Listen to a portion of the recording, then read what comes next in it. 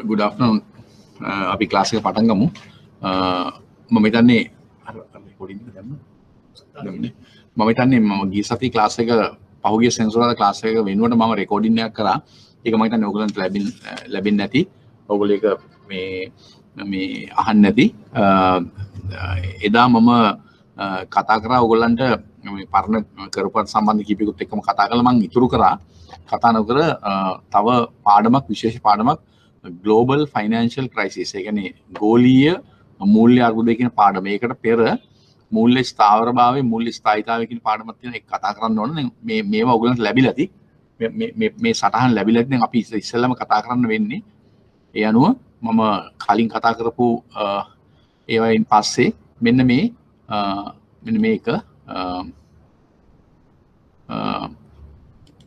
මෙන්න මේක 9 වෙනි පරිච්ඡේදය කියලා මේක තියෙනවා. ඒකේ පහලට මේක ඇතුළෙම තියෙනවා 10 වෙනි පරිච්ඡේදය කියලා. මේ දෙක අපි කතා කරමු. හැබැයි මේක මට හිතන්නේ මේ අද මේ පැය දෙකකින් කතා කරන්න බැරි වෙයි අපිට. අපිට තව දවස් දෙකක් අතේ මේක කතා කරන්න. නමුත් මේක කොච්චර කාලෙ ගියත් මේක වැදගත් මාතෘකාවක්. අපි සම්පූර්ණව සාකච්ඡා කරලා ඕන මේ සම්බන්ධ තියෙන ප්‍රශ්න වලට. මේ අතරතුර ඔයගොල්ලන්ට එක දිගටම මේ ලෙසන් එක කරන්න ගියාම ටිකක් බෝරින් වගේ වෙන නිසා මම කැමති මේක ටිකක් කතා කරලා අර මේ ඔයගොල්ලෝ එක මම පහුගිය අන්තිමට ක්ලාස් එක කරේ 5 වෙනි සෙන්සුරාදා. ඒතකොට 12 වෙනිදා කරන්න වෙනකොට මම රෙකෝඩින් එකක් කරේ.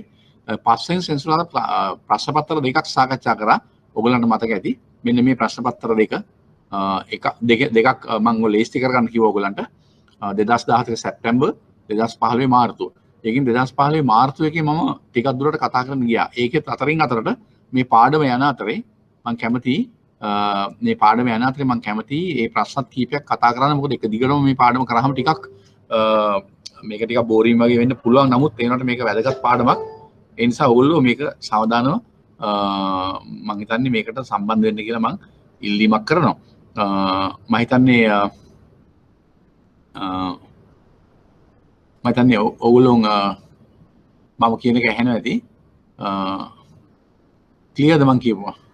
පැහැදිලිද? දැන් ක්ලාස් එකත් එක දැන්ට ජොයින් වෙලා ඉන්න අයට පැහැදිලි නේද? ක්ලියර්ද? ඔව් රයිට් ඕකේ හරි. අපි පාඩම් පටන් ගමු. දැන් එහෙමනම් මතක තියාගන්න අපි අද කතා කරන්නේ අලුත් පාඩමක්. මූල්‍ය ස්ථායීභාවය කියන පාඩම. ඊට පස්සේ ගෝලීය මූල්‍ය අර්බුදයට අපි යනවා. ඊට පස්සේ ඒක ලංකාවට බලපුවා වෙලට අපි වෙනම කතා කරන්න ඕන. ඒවත් ඒ පිළිබඳව දැනුවත් ඔයගන්ට. හැබැයි මේකේ සමහර කොටස් මම ඔයගොල්ලන්ට කියව ගන්න අතහැරලා ඉස්සරහට යනවා. මම කියව ගන්න කියලා ඉස්සරහට යනවා. සමහර ඒවා සාකච්ඡා කරනවා. ඒ අතරට මේ පාඩම දීර්ඝ පාඩමක් නිසා මේ අතරට අර 2015 මාර්තු මාසේ ප්‍රශ්න පත්‍රයේ මොඩල් ආන්සර්ස් තියෙන එකෙත් මම සමහර උත්තර කීපයක් අද පුළුවන් විදිහට කාලය තියෙන විදිහට කතා කරන්න බලාපොරොත්තු වෙනවා. එමනම් අපි පටන් ගමු පාඩම. අපි ඉස්සෙල්ලාම පටන් ගන්න මෙන්න මේ පාඩම. මූල්‍ය ස්ථායීතාවය. මේක අපි ඉස්සෙල්ලා මේ මොකද්ද මූල්‍ය ස්ථායීතාවය කියන්නේ කියලා අපි කතා කරනවා. මේක ඇත්තටම බැංකු නොවන මූල්‍ය කටයුතු විෂයටත් survey of financial මූල්‍ය පද්ධති ස්ථායීතාවය විෂය දෙකටම වැදගත් වෙනවා ඔයගොල්ලන්ට මේ පාඩම. ඒ නිසා මේක ඇවිල්ලා තියෙන දැන්ට ඔයගොල්ලෝ අතර ඔයගොල්ලෝ මේක මම සාකච්ඡා කරලා පස්සේ බොහොම නිවිහන හිල්ලේ විවේක බුද්ධියෙන් කියව ගන්න නැවත මේක විශේෂයෙන්ම වැදගත් වෙන පාඩමක්. රයිට්. අපි පටන් ගමු. එතකොට දැන් මූල්‍ය ස්ථායීතාවය. මේ මොකද්ද මූල්‍ය ස්ථායීතාවය? මොකද්ද අපි මේක අඳුර ගන්න ඕන මොකද්ද මේ ෆයිනෑන්ෂල් ස්ටැබිලිටි කියන්නේ කියලා. රයිට්. අපි බලමු මොකද්ද කියලා. මූල්‍ය ක්‍රමය යනු අපි මේවා කතා කරලා තියෙන ඕගොල්ලෝ එක මූල්‍ය ක්‍රමය යනු රටක මුදල් සහ මුදල් ගනුදෙනු කිරීමට අවශ්‍ය සේවා පහසුකම් සපයන සමස්ත ක්‍රමය. කියන්නේ සම්පූර්ණ ක්‍රමය. රටක මුදල් සහ මුදල් ගනුදෙනු කිරීමට අවශ්‍ය සේවා පහසුකම් සපයන සමස්ත ක්‍රමය. මුදල් වෙන්න පුළුවන් මුදල් එක්කම මුදල් ගනුදෙනු කිරීමට අවශ්‍ය සේවා පහසුකම්. ඒ කියන්නේ යටිතල පහසුකම්, ඉන්ෆ්‍රාස්ට්‍රක්චර් සපයන සමස්ත ක්‍රමයටම කියනවා මූල්‍ය ක්‍රමය කියලා. ඒ මත රටක ගෙවුම් ක්‍රමය, ඒ කියන්නේ පේමන්ට් සිස්ටම් එක පවතිනවා. අපි පේමන්ට් ඇන්ඩ් සෙටල්මන්ට් පාඩම සාකච්ඡා කළා. ඔයගොල්ලන්ට මතකයි ලංකාවේ අපි දීර්ඝව ඒක කතා කරා. ඒකේ තියෙන නැෂනල් පේමන්ට් සිස්ටම් එක ගැන මම එදා පහුගිය මේ රෙකෝඩින් එකත් එක්ක කතා කළා. ඒක ඔයගොල්ලෝ අහන්නේ නැති. ඒ මත රටක ගෙවුම් ක්‍රමය, පේමන්ට් සිස්ටම් පවතී. ගෙවුම් ක්‍රමය යනු මුදල් භාවිතා කරන පද්ධතියයි. මුදල් රටක මූල්‍ය ක්‍රමය පුළුල් වශයෙන් මූල්‍ය ආයතන සහ මූල්‍ය වෙළඳපොළ වලින් යුක්ත වේ. මූල්‍ය ක්‍රමය ප්‍රධාන වශයෙන් කොටස් දෙකකට බෙදෙනවා. මූල්‍ය ආයතන, ඒ කියන්නේ බැංකුව වෙන්න පුළුවන්, උදා සමාගම් වෙන්න පුළුවන්, කල්බල් සමාගම් වෙන්න පුළුවන්, රක්ෂණ ආයතන වෙන්න පුළුවන්. ඒ ආදී වශයෙන් සහ මූල්‍ය වෙළඳපොළ. ඒ කියන්නේ ෆොරින් එක්ස්චේන්ජ් මාකට් වෙන්න පුළුවන්, ලෝකල් මාකට් වෙන්න පුළුවන්, මනි මාකට් වෙන්න පුළුවන්, කැපිටල් මාකට් ඒ ආදී වෙළඳපොළවල්. ඒවා තව නොයෙක් ප්‍රොඩක්ට් ඇන්ඩ් සර්විසස් තියෙනවා. එතන මෙන්න මේ වශයෙන් මූල්‍ය ක්‍රමයේ පුළුල් වශයෙන් මූල්‍ය ආයතන සහ මූල්‍ය වෙළඳපොළ වලින් යුක්ත වෙනවා. මේවා මගින් නොයෙකුත් මූල්‍ය ගනුදෙනු ක්‍රම සහ විධි ක්‍රියාත්මක කරනවා. මේ වෙළඳපොළ වල නොයෙකුත් මූල්‍ය ගනුදෙනු ක්‍රම සහ විධි ක්‍රියාත්මක වෙනවා. මූල්‍ය ස්ථායීතාවය ෆයිනෑන්ෂල් ස්ටැබිලිටි අනු මූල්‍ය ක්‍රමය එය පුරා පැතිරී යන ප්‍රශ්නයක්. මොනවාරි ගැටලුවක්, පීඩනයක් හෝ අසාර්ථක වීම නොමැතිව ක්‍රියාත්මක වීම. ඊටාම සරලයි. ඊටාම කෙටි. මූල්‍ය ස්ථායීතාවය කියලා කියන්නේ මූල්‍ය ක්‍රමය එය පුරා පැතිරී යන කිසියම් ප්‍රශ්නයකින් තොරව, පීඩනයකින් තොරව, අසාර්ථක වීම නොමැතිව ක්‍රියාත්මක කරන එතන ස්ථාවර මූල්‍ය ක්‍රමයක් තියෙනවා. කියන්නේ ෆයිනෑන්ෂල් ස්ටැබිලිටි එක හොඳයි. ඒක තමයි සරලව කිව්වොත් මූල්‍ය ස්ථායීතාවය කියලා කියන්නේ. එබැවින් රටක මූල්‍ය ස්ථායීතාවය ලෙස රට මූල්‍ය ආයතන හෝ මූල්‍ය වෙළඳපොළ, අර අපි කලින් කිව්ව ප්‍රධාන කොටස් දෙක. මූල්‍ය ආයතන හෝ මූල්‍ය වෙළඳපොළවල පැතිරී යන බිඳ වැටීමකින් තොරව ක්‍රියාත්මක වීම ලෙස සරලව දක්වන්න පුළුවන්. එතකොට අන්න ඒක කියන්නේ මූල්‍ය ස්ථායීතාවය කියලා කිව්වොත් අපි අර මූල්‍ය ක්‍රමයේ සමන්විත වෙන මූල්‍ය වෙළඳපොළ සහ මූල්‍ය ආයතන. ඒ කියන කොටස් දෙකම බිඳ වැටීමකින් තොරව ක්‍රියාත්මක වීම ලෙස සරලව අත දක්වන්න පුළුවන්. එතකොට පැතිරී යන බිඳ වැටීම් යනු යම්කිසි ආයතනයක හෝ වෙළඳපොළක මූල්‍ය ආයතනයක් වෙන්න පුළුවන්, යම්කිසි මූල්‍ය වෙළඳපොළක් වෙන්න පුළුවන්. බිඳ වැටීමක් හේතුවෙන් මූල්‍ය ක්‍රමයේ වැදගත් වන තවත් ආයතන හෝ වෙළඳපොළ රාශියක් බිඳ වැටීම. කියන්නේ එකක් බිඳ වැටුණාට පස්සේ සමහර මහජනතාව ගනුදෙනුකරුවෝ සමස්ත මූල්‍ය ක්‍රමයේ කිරීම යම් ආකාරයක සැකයක් උපදව ගන්න පුළුවන්. අවිශ්වාසයෙන් බලන්න පුළුවන්. අපි කියන්නේ මහජන විශ්වාසය, public confidence. ඒ අනුව අනික් ආයතන වලටත් මේකේ බලපෑම ඇති වෙන්න පුළුවන්. එහෙම වුණාම ඒ ආයතනත් බිඳ වැටීමට ලක් වෙන්න ඉඩකඩ තියෙනවා. ඒක තමයි ඔය කියන්නේ. මෙහිදී මූල්‍ය ක්‍රමයේ එදිනෙදා සාමාන්‍ය ක්‍රියාකාරීත්වයේ බිඳ වැටෙන day to day functions ඔක්කොම ක්‍රියාත්මක වෙන්නේ නැතුව යනවා. ඒක බිඳ වැටෙනවා. මේ මූල්‍ය අස්ථායීතාවයේ හේවත් මූල්‍ය අර්බුදය නම් වේ. අන්න එවැනි අවස්ථාවක තමයි ස්ථායීතාවයක් නැහැ කියන්නේ. අස්ථායීතාවයක් තියෙනවා කියන්නේ ඒ වගේ මූල්‍ය අර්බුදයක් කියලා කියන්නේ එවැනි අවස්ථාවක්. මූල්‍ය ක්‍රමයේ යම් ආයතන හෝ වෙළඳපොළ වල කලින් කලට අසාර්ථක වීම හෝ බිඳ වැටීම වලට ලක්වීම සාමාන්‍ය සිද්ධියක් වන අතර මේවා සාමාන්‍යයෙන් ලෝකෙ පුරාම මේ වගේ දේවල් කලින් කලට දක්වන ලැබෙන සාමාන්‍ය සිදුවීමක්. රයිට්. හරි. සාමාන්‍ය සිද්ධියක් නතර ඒ සෑම බිඳ වැටීමක්ම මූල්‍ය අස්ථායීතාවයක් නෙමෙයි. එවැනි බිඳ වැටීමක් වුණා කියලා මූල්‍ය අස්ථායීතාවයක් ඇති වෙන්නේ නැහැ. මූල්‍ය ස්ථාවරභාවයට හානියක් වෙන්නේ නැහැ. එහෙත් එසේ බිඳ වැටීමක් කෙටි කාලයක් තුල මූල්‍ය ක්‍රමේ අනෙක් ආයතන සහ වෙළඳපොළ කෙරෙහි පැතිරී යයි නම්, ඒ කියන්නේ ඒවට ස්ප්‍රෙඩ් වෙනවා නම් එය මූල්‍ය අස්ථායීතාවයක්. යම් ආකාරයේ කුඩා අර්බුද, යම් ආකාරයේ ගැටලු පැන නැගුණාට පස්සේ ඊටාම වේගෙන් කෙටි කාලයක් තුල මූල්‍ය වෙළඳපොළ සහ මූල්‍ය ආයතන වලට අනිත් ඒවාට පැතිරී යනවා නම්, ස්ප්‍රෙඩ් වෙනවා නම් අන්න එවැනි අවස්ථාවක මූල්‍ය අස්ථායීතාවයක් ඇති වෙන්න පුළුවන්. එවැනි අවස්ථාවක් තමයි මූල්‍ය අස්ථායීතාවය කියලා කියන්නේ. එතකොට එසේ පැතිරී යාමේ අවදානමක් පවතිනම් ඒද මූල්‍ය අස්ථායීතාවය. ඒ පැතිරුණාමත් මූල්‍ය අස්ථායීතාවයක් කියලා අපි කියනවා. එහෙම පැතිරී යාමේ යම්කිසි අවදානමක් තියෙනවා. එවැනි අවස්ථාවකත් මූල්‍ය අස්ථායීතාවයක් තත්ත්වයක් කියලා අපි කතා කරනවා. ඉතින් මූල්‍ය අස්ථායී තත්ත්වයන් අතීතයේ යම් රටවල් තුල හෝ කලාපයන් තුල හෝ ගෝලීය වශයෙන් හෝ ඇති වී ඇත. එහෙම කලින් කාලට ඇති වෙලා තියෙනවා. 2003 දී ආජන්ටිනාවේ ඇති වූයේ දේශීය මූල්‍ය අර්බුදයක්. ආජන්ටිනාව කියන රට ඔයගොල්ලෝ දන්නවා කොහෙද තියෙන්නේ කියලා. ආජන්ටිනාව තියෙන්නේ දකුණු ඇමරිකා මහද්වීපේ තියෙන රටක්. දේශීය මූල්‍ය අර්බුදය. ඒ වගේම 97 98 කාලේ ඇති වූ ආසියා මූල්‍ය අර්බුදය. ඒ කියන්නේ දකුණු කොරියාව, තායිලන්තය, මැලේසියාව, ඉන්දුනීසියාව සහ පිලිපීනය. එනාදී රටවල පැතිරුණු කලාපීය මූල්‍ය අර්බුදයක්. ඒක ඇවිල්ලා ඒ ආසියානු මූල්‍ය අර්බුදය කියන්නේ ආසියානු කලාපයේ පැතිරුණු මූල්‍ය අර්බුදය. ඒ වගේම 2007 2013 කාලේ ඇමරිකාව සහ යුරෝපය මුල් කොට ඇති වූ මූල්‍ය අර්බුදය 1930 ගණන් වල ඇති වූ ගෝලීය මූල්‍ය අර්බුදයට පසු ඇති වූ ගෝලීය මූල්‍ය අර්බුදය. ඒ කියන්නේ ග්‍රේට් ડિප්‍රෙෂන් කියලා අපි කියන 1930 ගණන් වල ඇති වෙච්ච ගෝලීය අවපාතය, මූල්‍ය අවපාතය අර්බුදය. ඊට පස්සේ ඇති වෙච්ච බරපතලම අර්බුදය තමයි 2007 2013 කාලේ ඇති වෙච්ච අර්බුදය. ඒක ගෝලීය වශයෙන් ලෝකේ හැම රටක්ම වගේ ගොදුරු වුණා. හැම කලාපයකටම වගේ මේක ව්‍යාප්ත වෙනවා. මෙතන උදාහරණ තුනක් තියෙනවා. දේශීය වශයෙන් ඇතිවෙච්ච මූල්‍ය අර්බුදයක් ආජන්ටිනාවේ, කලාපීය වශයෙන් ඇතිවෙච්ච මූල්‍ය අර්බුදයක් ආසියානු කලාපේ, ඒ වගේම ගෝලීය මූල්‍ය. ඔය වගේ කලින් කලට මෙවැනි අර්බුද ඇති වෙනවා.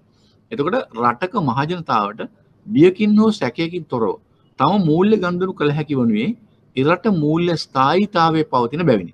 ඕනම රටක ලංකාවත් ඇතුළු මූල්‍ය ස්ථායීතාවයක් තියෙනවා නම් මහජනතාවට කිසිම බියක් හෝ සැකයකින් තොරව තම මූල්‍ය ගනුදෙනු කරන්න පුළුවන්. ඒකට මූල්‍ය ස්ථායීතාවය පවතින. එවැනි මූල්‍ය ගනුදෙනු කීපයක් දැක්විය හැකියි. ඒ මොනවාද කියලා දැන් අපි වෙන වෙනම කතා කරන්න යන්නේ. දැන් මම මේ කතා කරන්න පටන් ගත්තා. දැන් මම පාඩමට ඊට පස්සේ සම්බන්ධ වෙච්ච ඉන්න පුළුවන්. දැන් මේ කතා කරන ඒවා මම අවබෝධ කරලා දෙන්න උත්සාහ කරන්නේ මූල්‍ය ස්ථායීතාවය කියන්නේ මොකද්ද? මූල්‍ය අර්බුදයක් කලින් කලට ඇති වෙනවා. ඒවා ඇති වෙච්ච උදාහරණ කීපයක මම ඔයගලට සාකච්ඡා කරනවා. මේ කියපු කාරණා පැහැදිලිද? මම මෙච්චර මේ වෙනකන් කතා කරපු කාරණා ඔයගලට පැහැදිලිද? It's clear to you all? උඩම් පැහැදිලිද? මේ මෙතෙක් කාරණා කතා කරපු කාරණා ටික ඔයගලන්ට පැහැදිලි. Okay right. දසිනි right. Okay. හරි. අනිත් අයටත් පැහැදිලි ඇති. right. අපි යමු පාඩමට. එතකොට අපි දැන් බලන්නේ ඊගාවට දැන් අපි කතා කරගෙන ආවේ මේක. එතකොට දැන් ඒ වගේ ස්ථාවර තත්ත්වයක් මූල්‍ය ක්‍රමයේ තුල කරන මිනිස්සු බයකින් සැකකින් තොරව ගනුදෙනු කරන. එවැනි ගනුදෙනු මොනවාද කියලා කීපයක් අපි බලන්න යන්නේ. එවැනි මූල්‍ය ගනුදෙනු කීපයක් දැක්විය හැකියි. මොනවාද? මේ බුලට්ස් වලින් දාලා කෙනෙකුට තවත් කෙනෙකුගෙන් චෙක් පතක් ලැබී. ඒ තම බැංකු ගිණුමේ තැන්පත් කොට මුදල් ලබාගෙන සාමාන්‍ය දෙයක්. යම් කිසි දෙයක් සම්බන්ධව ගෙවීමක් චෙක් පතකින් ලැබුණොත් ඒ චෙක් පත ඒ පුද්ගලයා තමන්ගේ ගිණුමට තැන්පත් කරලා මුදල් ලබා ගන්නවා. ඒක චෙක් පත ක්ලියර් වුණාම ඒක එක්තරා ආකාරයක ගනුදෙනුවක්. එම් බලමු පල්ලෙහාට තියෙන මෙවැනි ගනුදෙනු මොනවද කියලා. ඊළඟට සේවක වැටුප් හෝ වෙනත් මුදල් ගනුදෙනු මුදලින් නොකොට බැංකු ගිණුම් වලට ඇවීම සහ මුදල් ලැබීම. දැන් අපි දන්න ගොඩක් ආයතන වැටුප් ගෙවන්නේ අතින් අතර දෙන්නේ නැහැ වැටුප්. තමන්ගේ ගිණුමට යවන්නේ. ඒ ආයතන විසින් සකස් කළා අර අපි කතා කරපු ගෙවීම හා පියවීම ක්‍රමයේ ආශ්‍රිතව ස්ලිප්ස් වලින්. ඒ කියන්නේ ශ්‍රී ලංකා ඉන්ටර්බැංක් පේමන්ට් සිස්ටම් ආවරණ කතා කළා මතකයිනේ. ඒ හරහා ඒ අයගේ ඒ වැඩ කරන අයගේ සේවකයන් ගිණුම් වලට කෙලිම ගිණුම්ගත කරනවා. බැර කරනවා මුදලින් නොකරන්න නැතුව බැංකු ගිණුම් වලට ඇවීම සහ මුදල් ලැබීම. එතකොට මේ මුදල් ඒගොල්ලන්ට ගන්න පුළුවන් ATM එකක් පාවිච්චි කරලා හෝ ඕවර් ද කවුන්ටර් හෝ මේ මුදල් තමන් ගිණුමින් ලබා ගන්න පුළුවන්. ඒක තැන්පතු හිමියෙකුට අවශ්‍ය වූ විට මූල්‍ය ආයතනයට ගොස් අවශ්‍ය මුදල තම තැන්පතු ගිණුමෙන් ආපසු ලබා ගැනීම. ඔයගොල්ලෝ දන්නවා සාමාන්‍ය ඉදිරිමත් තියෙන කෙනෙකුට ගිහිල්ලා අවශ්‍ය මුදලක් අවශ්‍ය වුණොත් පාස්පෝර්ට් එකක් ගිහිල්ලා ඕවර් ද කවුන්ටර් ගන්න පුළුවන්. නැත්නම් ATM කාඩ් එකක් තියෙනවා. ATM කාඩ් එක මැෂින් එකට දාලා විත්ඩ්‍රෝල් එකක් කරන්න පුළුවන්. ඒකත් ගන්නවා. ඊළඟ උදාහරණය මොකක්ද? ණය ඉල්ලුම් කරුවෙකු සඳහා ණය මුදලක් බැංකුවකින් අනුමත දී ඇති විට ඔහුට නියමිත ණය මුදල වාරිකය බැංකුවෙන් ලැබීම. ඒතර බැංකුව ණය මුදලක් අනුමත කළා ඒක වාරික වශයෙන් ණය මුදල ලබා දෙනවා. එක වාරිකයක් එයා ගිණුමට බැර කරනවා. බැංකුවෙන් ලැබීම. ඒතර එයාට මුදල් ලබා ගන්න පුළුවන්. ඒකත් ගන්නවා.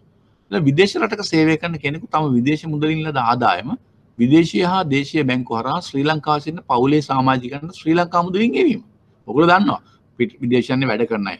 සමහර මැද පෙරදිග වෙන්න පුළුවන්, යුරෝපේ වෙන්න පුළුවන්, කැනඩාවේ ඇමරිකාවේ වෙන්න පුළුවන්, ඒ වගේ ජපානයේ වෙන්න පුළුවන් විදේශයන්හි වැඩ කරන අය. ඒ ආදායම තමන් ලබා ගන්න මුදල් ඒ විදේශ මුදලින් උපයන්නේ ඒවා ගිණුමේ තැන්පත් කරලා ලංකාවේ පවුලේ සමාජිකයන්ට ලංකාවේ මුදලින් ඒවා ලබා ගන්න පුළුවන්. ඒකත් බැංකු අතර ගනුදෙනු හරහා සිදු වෙන්නේ. ශ්‍රී ලංකාවේ අපනයනකරුවෙකු ඒ කියන්නේ අපේ බඩු පිටරට යවන්න කියනවා. අපනයනකරුව ඉදිරි දිනකදී මුදල් ලැබීමේ එකඟතාවයක් මත භාණ්ඩයක් අපනයනය කොට තම බැංකු ගිණුමට නියම දිනදී විදේශීය ආනයනකරුවගේ මුදල් ලැබීම. ඒ කියන්නේ අපි අපනයනය කරපු රටේ භාණ්ඩ ගත්ත කෙනාගේ මුදල් ලැබෙනවා තමන් ගිණුමට.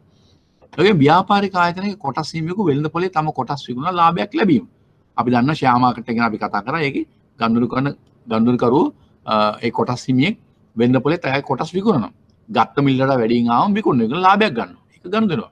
ඒ වගේ බැංකුවක් විසින් යම් දිනක තමන් ළඟ ඇති අතිරික්ත මුදල් අන්තර් බැංකු වෙළඳ පොලේ ණය දීම. ඒකත් අපි කතා කරලා තිනවා. ඒ කියන්නේ ඉන්ටර් බැංක් කෝල් මනි මාකට් එකේ එක්සස් ලික්විඩිටි තියෙන අය අනිත් බැංකු වලට ණය දෙනවා.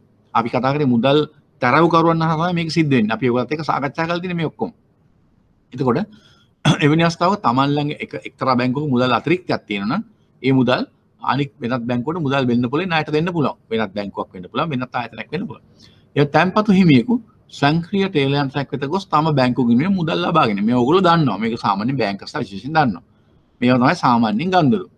බැංකුවකට යම් දිනක ණයකරුගෙන් අය යුතු මුදල් එලෙසම ලැබීම. ණය වාරිකයක් ගෙවන්න ඕන නම් එයා බැංකුවට ගිහලා වාරිකය ගෙවනවා.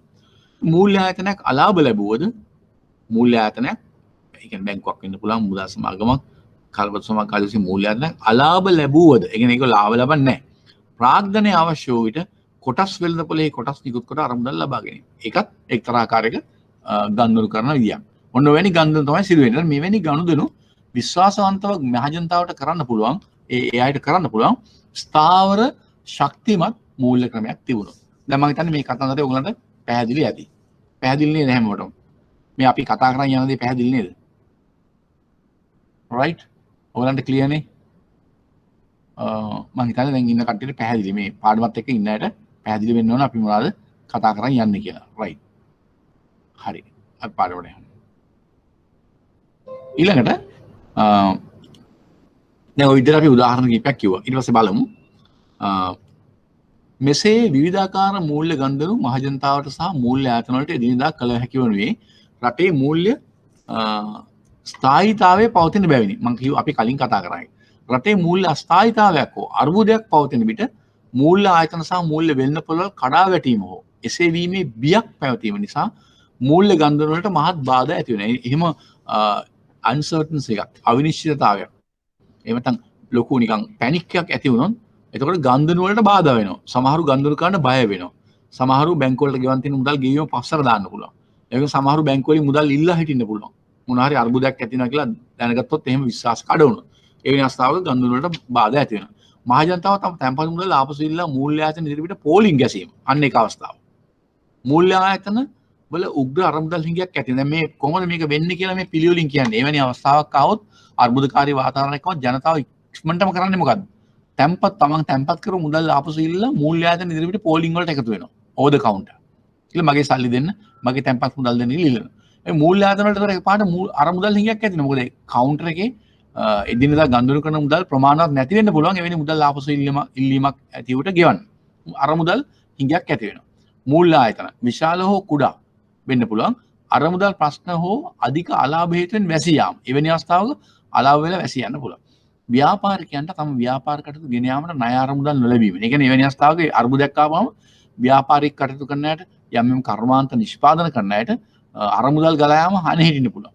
එහෙම නොලැබී යාමෙන් ව්‍යාපාර වැසී යාම සහ දැනටමත් මූල්‍ය ආයතන වලින් ලබා ඇති ණය ආපසු ගෙවීම පැහැර වෙනවා. එහෙම වුණාම අනිවාර්යෙන් දැනටම ණය ලබා දීලා තියෙන අය ණය මුදල් ලබා දීම පැහැර හිනවා. දැන් මෑතක ඕගොල්ලෝ කොවිඩ් අර්බුදයත් එක්ක මිනිසුන්ට රැකියා කරගන්න බැරි වුණා, ආදායම් මාර්ගය ඇහුරුණා. ඒතර සමහරුන්ට සහන කාලයක් දුන්නා ණය ආපහු ගෙවන්න. මාස කිහිපයක්. මොකද ඒගොල්ලෝ රස්සාවට යන්නේ නැහැ සමහරු. සමහරුගේ ව්‍යාපාර කරන්න බැරුව ගියා. සමහරුගේ කුඩා කර්මාන්ත පවත්වාගෙන යන්න බැරුව නැතුව එවැනි අවස්ථාවක ණය ආපසු ගෙවන්නේ නැහැ. අන්න ඒ වගේ මෙවැනි අර්බුදකාරී තත්ත්වයක් ආවොත් ගොඩක් වෙලාවට සමහරු ඒ ණය මුදල් ආපසු ගෙවීම පැහැර අරින්න පුළුවන්. විදේශීය විනිමය සහ විදේශීය ආයෝජන. ඒ කියන්නේ විදේශයෙන් ඇවිල්ලා තියෙන විනිමය ආයෝජනය කළ විනිමය. විදේශ ආයෝජන කෙටි කාලයක් තුළ බහුල වශයෙන් රටෙන් ඉවත් වියාම. මෙවැනි අර්බුදකාරී තත්ත්වයක් ආවම එවැනි පිටරට වලින් ඇවිල්ලා ආයෝජනය කරලා ඉන්නේ මේවා අරන් යන්න බලනවා. ඉවත් වියාම සහ දේශීය විනිමය වෙළඳපොලේ උග්‍ර විදේශීය විනිමයක් යන්නේ. ඒකට අනිවාර්යෙන් වෙන්නේ රටේ තියෙන ඩොලර් වෙන්න පුළුවන්, ස්ටර්ලිං පවුන්ඩ් වෙන්න පුළුවන්, යෙන් වෙන්න පුළුවන්, යුරෝ වෙන්න පුළුවන්. විශාල වශයෙන් පිටරට ඇදී යනවා නම් එතකොට රට තුල උග්‍ර විදේශීය විනිමය හිඟයක් ඇති වෙනවා. මම මේ දැන් කතා කරන්නේ පිළිවෙලින් මෙවැනි අර්බුදකාරී තත්ත්වයක් ඇති වුණාම ඇති වෙන දේ පිළිවෙලින්. අපි කියන්නේ in order කියලා. වෙන මේ වගේ මෙහෙම වුණොත් ඊට පස්සේ මෙහෙම වෙනවා, ඊට පස්සේ මෙහෙම වෙනවා, ආදි වශයෙන් මෙහෙම වෙනවා, ආදි වශයෙන් ওই කාරණා ওই පෙළට සිදු වෙන්න පුළුවන්. ඕවා තමයි ඇති වෙන තත්ත්වය. ඊළඟ කොටස් සහ ණයකර. අපි දන්නවා shares and debentures කොටස් සහ ණයකර වැනි මූල්‍ය ආයෝජන උපකරණ වල අඛණ්ඩව මිල පහළ යනවා. ඒ වුණාම මේ uncertainty එකත් එක්ක මිල මට්ටම් මේ වගේ පල්ලෙහා යනවා. ඉඩම් සහ නිවාස දේපළ වල මිල අධික ලෙස පහළ යනවා. සහ ආයෝජකයන් තම ආයෝජනයන් බහුලව විකිණීම. ඒගොල්ලොත් ඊට පස්සේ බලනවා මේවා තියන් ඉල්ලලා නැහැ අපි මේක විකුණලා දාන්නවා. විකිණීම වැනි සිද්ධි කීපයක් හෝ බොහොමයක් රටක මූල්‍ය අර්බුදයක් පවතින විට දක්නට ලැබේ.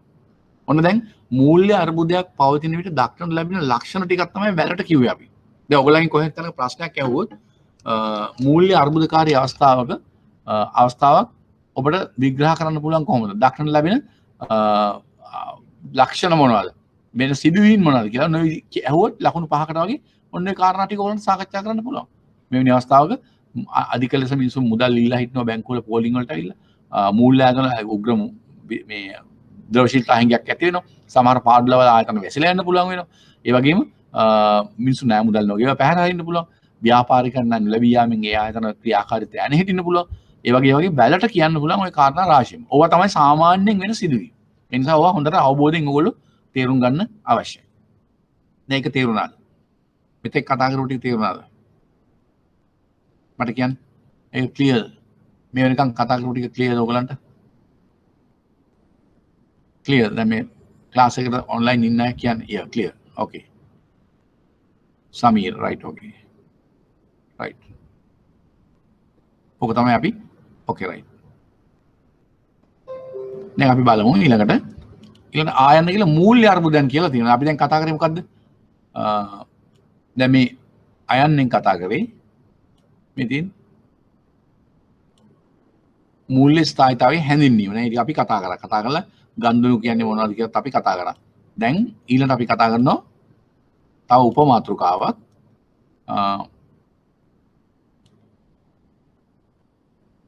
මූල්‍ය අර්බුදයන් ආයන්න. බලමු මොකද්ද මූල්‍ය අර්බුදයන්. මේ හැම එකක්ම අපි දැන් මේ සාකච්ඡා කිරීමේ අරමුණ තමයි ගෝලීය මූල්‍ය අර්බුදය පිළිබඳව ඔයගලන්ට අවබෝධයක් ලබා දීම. ඊළඟ පාඩම මේක තියෙනවා. නමුත් ඒකට පෙර මේ පසුබිම අපි කතා කළ මූලික මේ දේවල් ටික අපි සාකච්ඡා කරලා ඉන්න ඕනේ. ඒ නිසා තමයි මේ මූල්‍ය අර්බුදය.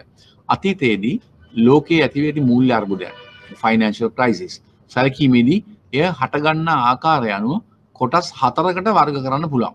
ඒ කියන්නේ මූල්‍ය අර්බුදයන් ඇති වෙන ආකාරයන් 4කට වර්ග කරනවා. එනම් බැංකු අර්බුද, ගෙවුම් ශේෂ නැත්නම් විදේශ විනිමය අර්බුද, මූල්‍ය වෙළඳපොළ අර්බුද සහ ණය අර්බුද කියලා ඔය 4 ආකාරයෙන් අපිට වර්ග කරන්න පුළුවන්. කොටස් කරන්න පුළුවන්. වර්ග කරන්න පුළුවන් මූල්‍ය අර්බුදයන් ඔය ආකාරය. බලමු දැන් එක එක මොනවද කියලා. බැංකු අර්බුද.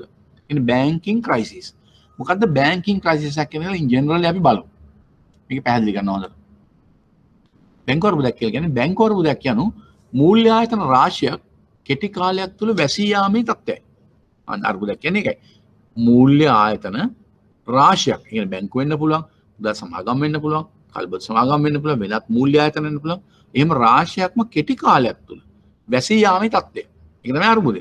මේ බොහෝ විට අවදානම්කාරී බැංකු හෝ මූල්‍ය ආයතන පිළිබඳ ගනුදෙනුකාර විශ්වාසය බිඳී යාමෙන් ඇති වේ. ඒ කියන්නේ මේක තත්ත්වය ඇති වෙන්නේ කොහොමද? බැංකු හෝ මූල්‍ය ආයතන පිළිබඳ ගනුදෙනුකාර විශ්වාසය බිඳී යාම. ඒ කියන්නේ පබ්ලික් කොන්ෆිඩන්ස් එක නැතුව ගියහම මේක ඇති වෙන්නේ. මෙහිදී තැන්පතු හිමියන් බහුතරය තම තැන්පතු ඉල්ලා සිටීම හේවත් බැංකු චකිත. ඒකට අපි කියනවා බැංක් පැනික් කියලා. අර පැනික් වෙන්න එපා කියන්නේ. තම තැන්පතු ඉල්ලා සිටීම හේවත් බැංකු චකිත බැංක් පැනික් ඇතිවීමෙන් බැංකුවල අරමුදල් අර්බුදයක් ඇති වේ. අන්න ඒකයි. මෙවැනි විශ්වාසයේ පළුදුන ගමන් මිනිස්සු ඉස්සෙල්ලාම කරන්නේ මොකද්ද? බැංකුවලට දුවගෙන ඇවිල්ලා තමන්ගේ සල්ලි ඉල්ලා හිටනවා. මෙවැනි අර්බුදයන්හිදී සාමාන්‍යයෙන් තැන්පතු හිමියන් බැංකු පරිශ්‍රය වෙත පැමිණ පෝලිං ගැසීම හෝ එක්රොක් වීම හෙවත් බැංකුව වෙත දිව යාමෙන් තම තැන්පතු ඉල්ලා සිටීම. මේක run on banks. ඒකට අපි කියනවා run on banks. Bank panic එකක් ඇති වෙන්නේ. ඒකෙදි වෙන්නේ ගොඩක් වෙලාවට බැංකුවට දුව යනවා. run on banks. එහෙත් වර්තමානයේ අපි දන්නවා අද කාලේ ගොඩක් ගනුදෙනු සිදු වෙන්නේ ඕවර් ද කවුන්ටර් නෙවෙයි. ගනුදෙනුකරුවන් තොරතුරු තාක්ෂණයේ පරිගණක හරහා තම ගිණුම් වලින් මුදල් ඉවත් කිරීම සහ ගෙවීම කිරීම වැනි ගනුදෙනු කළ හැකි බැවින්. ඔයගොල්ලෝ දන්නවා ඒක. දැන් payment and settlement පාඩමේ අපි කතා කරා. ගොඩක් ගනුදෙනු කරන්න පුළුවන් ඕවර් ද කවුන්ටර් නැතුව සිස්ටම් සරහා. payment and settlement පාඩමේදී අපි කතා කරා.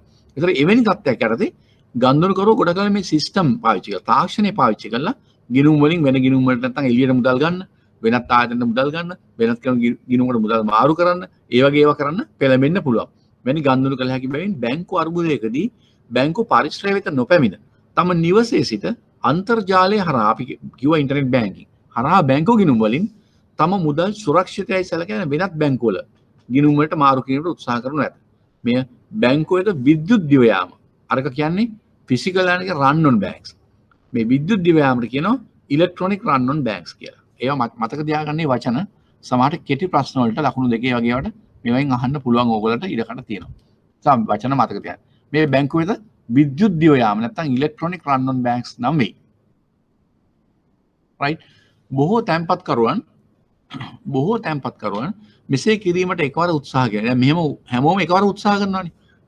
මේ අවිශ්වාසයක් ඇති වුනහම බැංකු පිළිබඳ චකිතයක් ඇති වුනහම එහෙම නැත්නම් මහජන විශ්වාසය බිඳවටම හැමෝම උත්සාහ කරනවා තොරතුරු තාක්ෂණ පද්ධතිය ඇතුළේ ATM එකකින් වෙන්න පුළුවන්, ඉන්ටර්නෙට් බැංකින් වලින් වෙන්න පුළුවන්.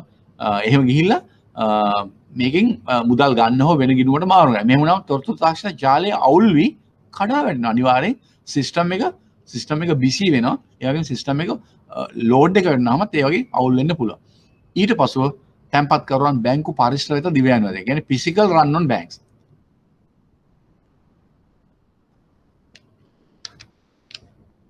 ඊළඟට අර උත්සාහයෙන් පස්සේ බැංකුවේද දුව යන්න පුළුවන්. වර්තමානයේ විද්‍යුත් බැංකු ගනුදෙනු ක්‍රම ජනප්‍රිය බැවින් බැංකු චකිතයක් මනුෂ්‍ය ඇසට නොපෙනී වූද ඇතිවීම ඉතාම පහසුයි. ඒ කියන්නේ විද්‍යුත් බැංකු ගනුදෙනු අපි දන්නවා ඩිජිටල් බැංකින් කියලා ඒ වෙනකම් දියුණුවලා ආපු ගන්දුරු සිදු වෙනවා සිස්ටම්ස් වලින් සිදු වෙනවා ඒ වගේ පහසුකම් අපි ඒවා කතා කරා බැවින් බැංකු චකිතයක් මේ බැංක් පැනික් එකක් එන්න පුළුවන් මනුෂ්‍ය ඇසර නොපෙනී වුවද ඇතිවීම ඉතාම පහසුයි මීට අමතරව බැංකු අර්බුදයක් පවතින විට මූල්‍ය වශයෙන් දුර්වල තත්ත්වයකට පත් වී ඇති බැංකු සහ මූල්‍ය ආයතන ගන්දුරුකාර ශක්තියකින් බිඳ වැටීමට පෙර බැංකු අධීක්ෂකයන් විසින්ද වසා දමනු ලැබේ සමහරට ලොකු බැංකුවක් නුනත් පොඩි බැංකුවක් වුණත් අනිත් සිස්ටම් එකේ අනිත් ආයතන වල වැඩි බලපෑමක් කරයි කියලා හිතනොත් අධීක්ෂකයන් නැත්නම් රෙගියුලේටර්ස්ලා දැන් ලංකාවේ නම් මහ බැංකුව ඒ අධිවසිය වෙන රටවල ඒ නියාමනය කරන ආයතන ඒගොල්ලෝ විසින් මේ වගේ ආයතන වහන්න පුළුවන් මෙසේ බැංකු අර්බුදයක් ඇතිවීමට හේතු පිළිබඳ අර්බුදයෙන් පසුව විවිධ පිරිස් විවිධ අදහස් ඉදිරිපත් කරනවා එක් ආකාර හේතු කියන මෙන්න මේවා නිසා වුණේ කියලා මූල්‍ය ආයතන වල හොඳ අවධානම කරුණා කරලා නොමැති වීම. ඔන්න දැන් අපි ලයිස්තුවම්ම කියාගෙන යනවා. දැන් මොකද්ද මෙවැනි තත්ත්වයක් ඇති වෙන බලපාන්නේ කියලා. මූල්‍ය ආයතන වල මේවා පුළුවන් නම් ඔයගලන්ට highlight කරන්න ඔයගලගේ note එකේ. මූල්‍ය ආයතන වල හොඳ අවධානම් කළමනාකරණයක් නොමැති වීම. කියන්නේ risk management අවධානම් කළමනාකරණයක්. කියන්නේ හොඳ ආකාරයේ අවධානම් කළමනාකරණයක් නොමැති වීම. මූල්‍ය ආයතන. ඊළඟට දුර්වල ආයතනික පාලනය. කියන්නේ corporate governance අපි corporate governance direction එක කතා කරා මොනවද ඒකේ වෙන්නේ අධ්‍යක්ෂවරුන්ගේ වගකීම් ප්‍රධාන නිල මඩුල්ලේ වගකීම් අධ්‍යක්ෂමල රැස්වීම පැවැත්වීම අවමසෙන් පවත්වන කමිටු මොනවද අපි ඒවා කතා. ඒ වගේ ආයතනික පාලනය සහ දුර්වල ආයතනික පාලනය. එවැනි හොඳට ආයතනික පාලනය නැති වෙන්න පුළුවන්. සහ දුර්වල අධීක්ෂණය. ඒ වගේම නියාමකයා අතින් වෙන අධීක්ෂණ කටයුතු දුර්වල වෙන්න පුළුවන්.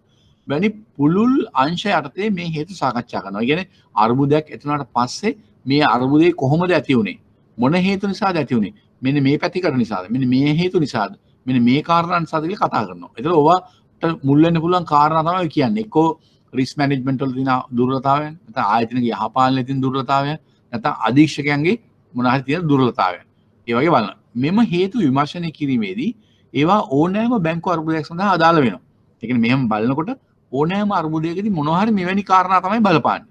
එහෙත් බැංකු අර්බුදයක් ඇතිවිය හැකි හේතු මූල්‍ය ශ්‍රේෂ්ඨයේ සිටින ගන්දුරුකරුවන් වෘත්තිකයන් සහ අධීක්ෂකයන් හොඳින් දැන සිටියද බැංකු අර්බුදයන් කලින් කලට ඇතිවේ. මෙවැනි කාරණා මත ඇති වෙන්න පුළුවන් කියලා දැනගෙන ඉන්නවා තමයි. නමුත් කොච්චර පිළියම් බෙදුවත් කොච්චර උපක්‍රම බෙදුවත් කොච්චර දේවල් ක්‍රියාත්මක කළා කියලා සමහර විට මෙවැනි අර්බුද කලින් කලට ඇති වෙන්න පුළුවන් කියන එක තමයි මේකේ සඳහන් කරන්නේ. මම හිතන්නේ මේ ටික පැහැදිලි ඇති. ඊළඟට දෙවෙනි එක. අර කිව්වේ බැංකු අර්බුදනේ. ගෙවුම් ශේෂ නැත්නම් විදේශ මුදල් අර්බුද. නැත්නම් balance of payment or currency crisis. ඒ ආකාරනුත් බැංකු අර්බුද මූල්‍ය අර්බුද ඇති වෙන්න පුළුවන්. ඒ කියන්නේ මේ දෙවෙනි ආකාර එකක්. ගෙවුම් ශේෂ නැත්නම් විදේශ නිමේ අර්බුද. දැන් මේ වෙනකන් කතා කරපු ටික පැහැදිලිද? ක්ලියර්ද? මේ වෙනකන් කතා කරපු ටික ක්ලියර්ද? මේ එකක්වත් තේරුම් ගන්න නැතුව ඉස්සරහට යන්න අමාරුයි. ඕගොල්ලෝ තේරුම් අරගෙන හෙමින් අපි ඉස්සරහට යන කාලේ කොච්චර ගියත් මේ අවශ්‍ය පාඩම් ටික අපි ඒ විදිහට කතා කරන්න ඕනේ. මොකද මේක හොඳට තේරුම් අරගෙන ඉස්සරහට යන්න. මොකද ප්‍රශ්න සාකච්ඡා කරද්දී අනිකුත් තව පාඩම් දෙක තුනක් තියෙනවා කතා කරන්න. ඒවා කතා කරද්දී මේ ටික මේ බේස් එක අවශ්‍ය වෙනවා. පැහැදිලි නේද? මේ කතා කරන කාරණා පැහැදිලි නේද? ක්ලියර් නේද ඔක්කොටම? right. පැහැදිලි ඇති. හරි.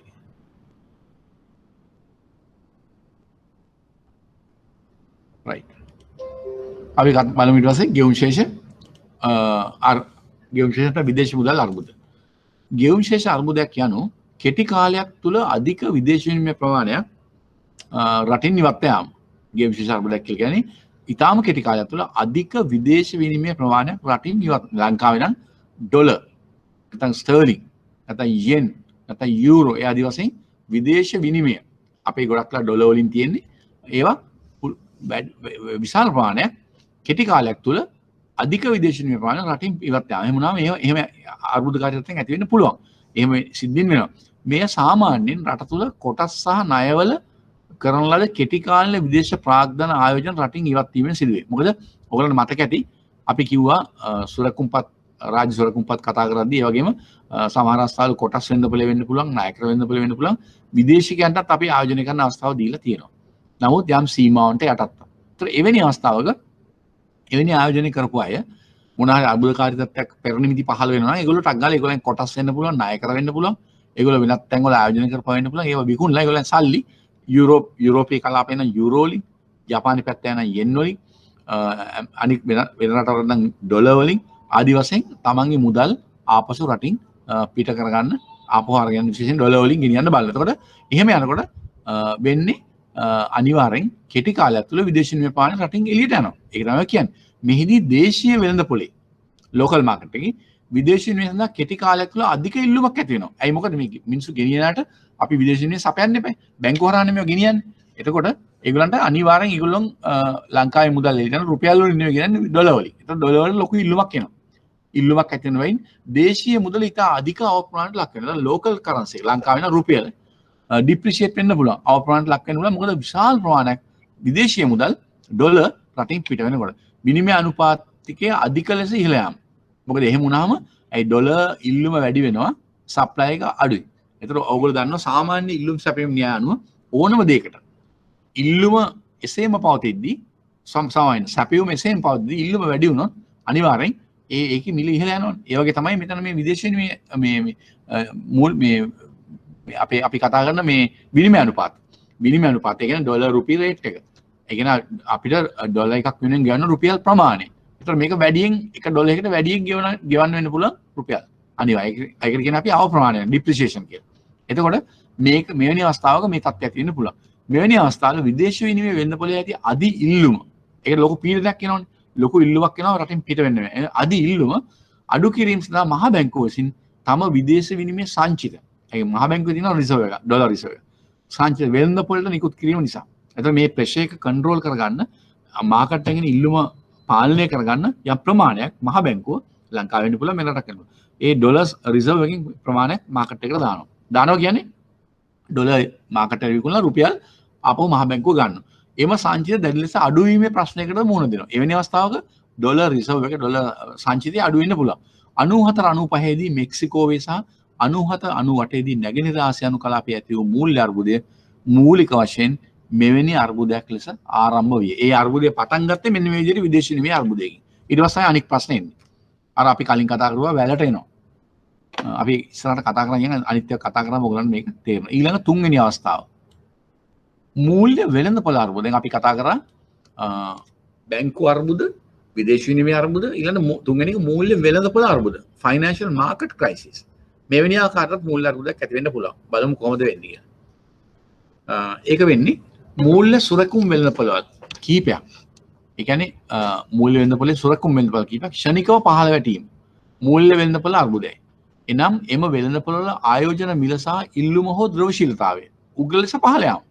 එවැනි මාකට් වල ආයෝජන මිල ඉන්වෙස්ට් කරන ප්‍රයිස් එක සහ ඉල්ලුම ඒවට තියෙන ඉල්ලුම ඒවා එහෙම වෙනකොට ඒ වගේම ද්‍රව්‍යශීලතාවය ලික්විඩිටි උග්‍ර ලෙස පහළ යාම 2007 දී ආරම්භ වූ ගෝලීය මූල්‍ය අර්බුදයේ මූලය වූයේ අන්න එක. ඒකේ ආරම්භය ඇමරිකාවේ ණය ව්‍යුත්පන්න වෙළඳපොළ ක්‍රෙඩිට් ඩෙරිවේටිව්ස් වෙළඳපොළ සහ ව්‍යුහගත මූල්‍ය වෙළඳපොළ ස්ට්‍රක්චර්ඩ් ෆයිනෑන්ස්. හරිද? වෙළඳපොළ කඩා වැටීම. ඒ කියන්නේ මෙන්න මේවා කඩා වැටීමත් එක්ක තමයි ගෝලීය මූල්‍ය අර්බුදය 2007 කාලේ ආරම්භ වුණේ. මෙම වෙළඳපොළවල මූලික වශයෙන් බැංකු ණය සහ ණය සුරකුම් මත පදනම් වූ සුරකුම්පත්. මේ කාරණා අපි පැහැදිලිව කතා කරනවා. ගෝලීය මූල්‍ය අර්බුදය ඊළඟ පාඩමේදී මේ කොහොමද ඇති වුණේ, ආරම්භ වුණේ කොහොමද, ව්‍යාප්ත වුණේ කොහොමද කියලා කතා කරනවා. මෙතෙන්ට අවශ්‍ය පමණට මේක විස්තර කරලා දෙනවා. මේවා වෙළඳපොළවල මූලික වශයෙන් බැංකු ණය සහ ණය සුරකුම් මත පදනම් වූ සුරකුම්පත්. asset backed securities. සහ ණය පැහැර හැරීම් හුමාරු. Credit default ස්වොප්ස්. ඒකට කියන්නේ ඉංග්‍රීසියෙන් ක්‍රෙඩිට් ඩිෆෝල්ට් ස්වොප්. ඒ කියන්නේ ණය පැහැර හැරීමේ හුමාරු ඇති කරගෙන තියෙනවා. අන්න ඒවා. අලවිය සිදු වූ අතර මෙම සුරකුම්පත් වලට පදනම් වූ බැංකු ණය සහ අප සුරකුම් පිළිබඳ විශ්වාසය බිඳී යාමේ. අන්න ඒක මේවට තියෙන විශ්වාසය බිඳී යාමේ මේ වෙළඳපොළ බිඳ වැටීම ආරම්භ වෙනවා. බොහෝ රටවල මූල්‍ය වෙළඳපොළ අර්බුදයන් කොටස් වෙළඳපොළ කඩා වැටීම නිසා හටගෙන. ගොඩක් රටවල ඇති වෙන්නේ කොටස් වෙළඳපොළ කඩා වැටීම. ෂෙයා මාකට් එක කඩා වැටීම. ඒක තමයි එවැනි අර්බුදයක් ඇති වෙන්න ආකාරය. මූල්‍ය වෙළඳ අර්බුද. ඊට පස්සේ ණය අර්බුදයන්. ඒ කියන්නේ ඩෙප්ට් ක්‍රයිසිස්. ඒක බලමු. ණය අර්බුදය anu රජයන්ට තම ණය ගෙවීමට නොහැකි වීම. තරම ණය ගන්න රජය නෑ. ඔයගොල්ලෝ දන්නවා ලංකාවේ නම් අපි කතා කරා රාජ්‍ය සුරකුම්පත්. රාජ්‍ය සුරකුම්පත් වලින් ණය ගන්නේ මහ බැංකුව රජය වෙනුවෙන් ණය කරුණාකරණය කළා ණය රජයට අවශ්‍ය ණය මුදල් ලබා දෙනවා. භාණ්ඩාගාර බිල්පත්, භාණ්ඩාගාර බැඳුම් කරනවා. තවත් වෙලාවට ස්වයංරිත බැඳුම් කරනවා විදේශ වෙළඳපොලේ. එතකොට ඒ ණය අර්බුදයක් ඇති වෙන්නේ එවැනි රජයන් ණය ගත්තම ඒ ගත්ත ණය ගෙවීමට නොහැකි වුණොත් අනෙවැනි අවස්ථාවක මෙවැනි ණය අර්බුදයක් ඇති වෙනවා. සාමාන්‍ය කාලවලදී වෙළඳපොලේ රාජ්‍ය ණය සුරකුම්පත් අවදානම් රහිත ආයෝජන ලෙස සැලකුවා. අපි දැන් ඉගෙන ගත්ත ඒ පාඩම. අපි කිව්වා risk free instruments කියලා රාජ්‍ය සුරකුම්පත්. ඒක තමයි කියන්නේ. සාමාන්‍ය කාලවලදී generally වෙළඳපොලේ රාජ්‍ය ණය සුරකුම්පත් අවදානම් රහිත ආයෝජන. අපි කියනවා risk free instruments ලෙස සැලකුණද රාජ්‍ය ණය අර්බුදයන් කාලයෙන් කාලයට විවිධ රටවල ඇති වී ඇත. ඉතාම මෑත කාලයේ අර්බුදය වූයේ ග්‍රීසියේ. ඒ කියන්නේ 2011-12 කාලේ ග්‍රීසියේ සහ ආජන්ටිනාව 2014 ණය අර්බුදය. ඒ රටවලට ගත්ත ණය ගෙවා ගන්න බැරි මට්ටමකට වැටිලා ණය අර්බුදයක් ඇති වුණා. ආසන්න උදාහරණ දෙක තමයි මෙතන ග්‍රීසියේ ඇති වෙච්ච අර්බුදයක් ආජන්ටිනාවේ අර්බුදයක්. ලතින් ඇමරිකාව ඔයගොල්ලෝ ඇමරිකා මහද්වීපයට පහළින් තියෙන ලතින් ඇමරිකාව. රුසියාව, චිලි තියෙන්නේ දකුණු ඇමරිකාවේ. ආජන්ටිනාව තියෙන්නේ දකුණු ඇමරිකාවේ. ඊළඟ වෙනිසියුලාව සහ තුර්කියේද ණය අර්බුදයන් අතීතයේදී ඇති වී ඇති අතර ණය පැහැර හැරීමද සිදු වී ඇත. මෙවැනි අවස්ථාවල ණය පැහැර හැරීම සිදු වෙනවා. රාජ්‍ය වියදම් වැඩි වී අයවැය හිඟේ කාලයක් පුරා ඉහළ මට්ටමක පැවතීමත් රාජ්‍ය සුබ සාධන වැඩපිළිවෙළ වලට මහජනතාව හුරු වීම. ඔන්න ඒ කාරණා වැදගත්. මෙවැනි කොහොමද මේ රාජ්‍ය ණය අර්බුදයන්ට මඟ පෑදෙන්නේ කියලා තමයි ඔය කතා කරන්නේ. රාජ්‍ය වියදම් වැඩි වී අයවැය හිඟේ කාලයක් පුරා ඉහළ මට්ටමක පැවතීම. දැන් ලංකාවේ තියෙන්නේ රාජ්‍ය වියදම් හැමදාම වැඩි ආදායමට වැඩි. ඒතර හැමදාම අපේ ලංකාවේ තියෙන හිඟ අයවැය ලේඛනය. ඒතර අපි හැමදාම දේශීය වේවා විදේශීය වේවා ණය සහ ආධාර ලබාගෙන තමයි මේ අයවැය හිඟ පියවගන්නේ. අන්න එවැනි අවස්ථා. රාජ්‍ය වියදම් වැඩි වී අයවැය හිඟේ කාලයක් පුරා ඉහළ මට්ටමක පැවතීම. මේ කාලයක් තිස්සේ එහෙම පැවතුනොත් ඔන්න එක අවස්ථාවකට එහෙම එකට මඟ පෑදෙනවා. එහෙනම් රාජ්‍ය සුබ සාධන වැඩපිළිවෙල. ඒ කියන්නේ මොනවාද? සහන ආධාර දෙන්න. ලංකාවේ නම් සමෘද්ධි සහන ආධාර දෙනවා. වෙනත් මහජන සුබ සාධන අරමුදල් නොයෙක් කාට දෙනවා. වැඩිහිටි දීමනා කියලා දෙනවා. වෙනත් ඒවල් දෙනවා. ඒ වගේම සුබ සාධන වෙනත් වැඩපිළිවෙල. රජයෙන් කලින් කාලට මොන හරි අර්බුදයක් ඇති වුණොත්, ගම් වතුරක් ඇති වුණොත්, සුනාමියක් ඇති වුණොත්, එහෙම නැත්නම් නියඟයක් ඇති වුණොත් නොයෙක් ආකාරයේ සහන ආධාර සුබ සාධන වැඩපිළිවෙල ක්‍රියාත්මක. අන්න ඒ රාජ්‍ය සුබ සාධන වැඩපිළිවෙල වලට මහජනතාව හුරු වීමක්. ඒතර දිගින් දිගට මේ මිනිස්සු ඊට පස්සේ ඒ වගේම බලාපොරොත්තු වෙනවා හුරු වීමක්. අනික ඒ අතර වියදම් පැත්තෙන් ආදායම් පැත්තෙන් රාජ්‍ය ආදායම පහළ යාමක්. දැන් ලංකාවේ මේනොට ඇතුළත තත්ත්වය මේකයි. රාජ්‍යයේ වියදම් අධික ලෙස ඉහළ ගිහිල්ලා ලංකාව හොඳම උදාහරණය මේකට. ලංකාවේ රාජ්‍ය වියදම් අධික ලෙස ඉහළ ගිහිල්ලා තියෙනවා. මොකද රජයේ වියදම් කියන්නේ සාමාන්‍ය ප්‍රාග්ධන වියදම් වෙන්න පුළුවන්. අනිකුත් වෙනත් වියදම් වෙන්න පුළුවන්. අපි කියනවා එකට කැපිටල් එක්ස්පෙන්ඩිචර් සහ අනිකුත් එදිනදා වියදම් කියලා. එතකොට ඒ වගේ වියදම් වැඩි. ඊට රාජ්‍ය ආදායම අනික් පැත්තෙන් අපේ පහළයි. දැන් මේනොට පහළ ගිහිල්ලා තියෙන්නේ. ඒ වගේම මහජනතාවත් අපේ රටේ පුරුද්දල් තියෙන යම් සුබ සාධන වල හොඳම උදාහරණ තමයි සමෘද්ධි. සමෘද්ධි ව්‍යාපාර ගැන වෙනම පාඩමක් තියෙනවා. අපි ඒක පාඩම වෙනම කතා කරනවා. කතා කරද්දී අපිට පුළුවන් සමෘද්ධි ව්‍යාපාරයේ තත්ත්ව පිළිබඳව වෙනම කතා කරන්න. ඒතකොට නිසා රජයක් විසින් වැඩියෙන් ණය ගන්න අතර මේ වෙනස්තාවක වැඩියෙන් ණය ගන්න ඕන වෙනවා.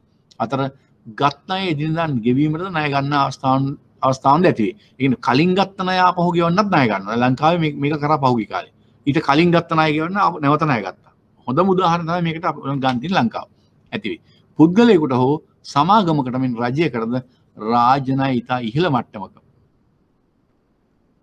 මට්ටමක පවතින විට යම් අවස්ථාවක එම ණය ආපසු ගෙවීමට නොහැකි තත්ත්වයකට පත් වෙන්න පුළුවන්. එහෙම ගිහිලා දිගින් දිගටම කොයි වෙලාවක හරි මේ ණය ආපසු ගෙවීමේ හැකියාව නැති වෙන අවස්ථාවක් එන්න පුළුවන්. ඒක තමයි ඔය කියන්නේ. අපි මේ අර්බුදය ගැන කතා කරන්නේ. එතකොට මූල්‍ය අර්බුදයක් ඉහත අර්බුදයන් කීපයක් කරා දැන් අපි හතරම කතා කරා නේ.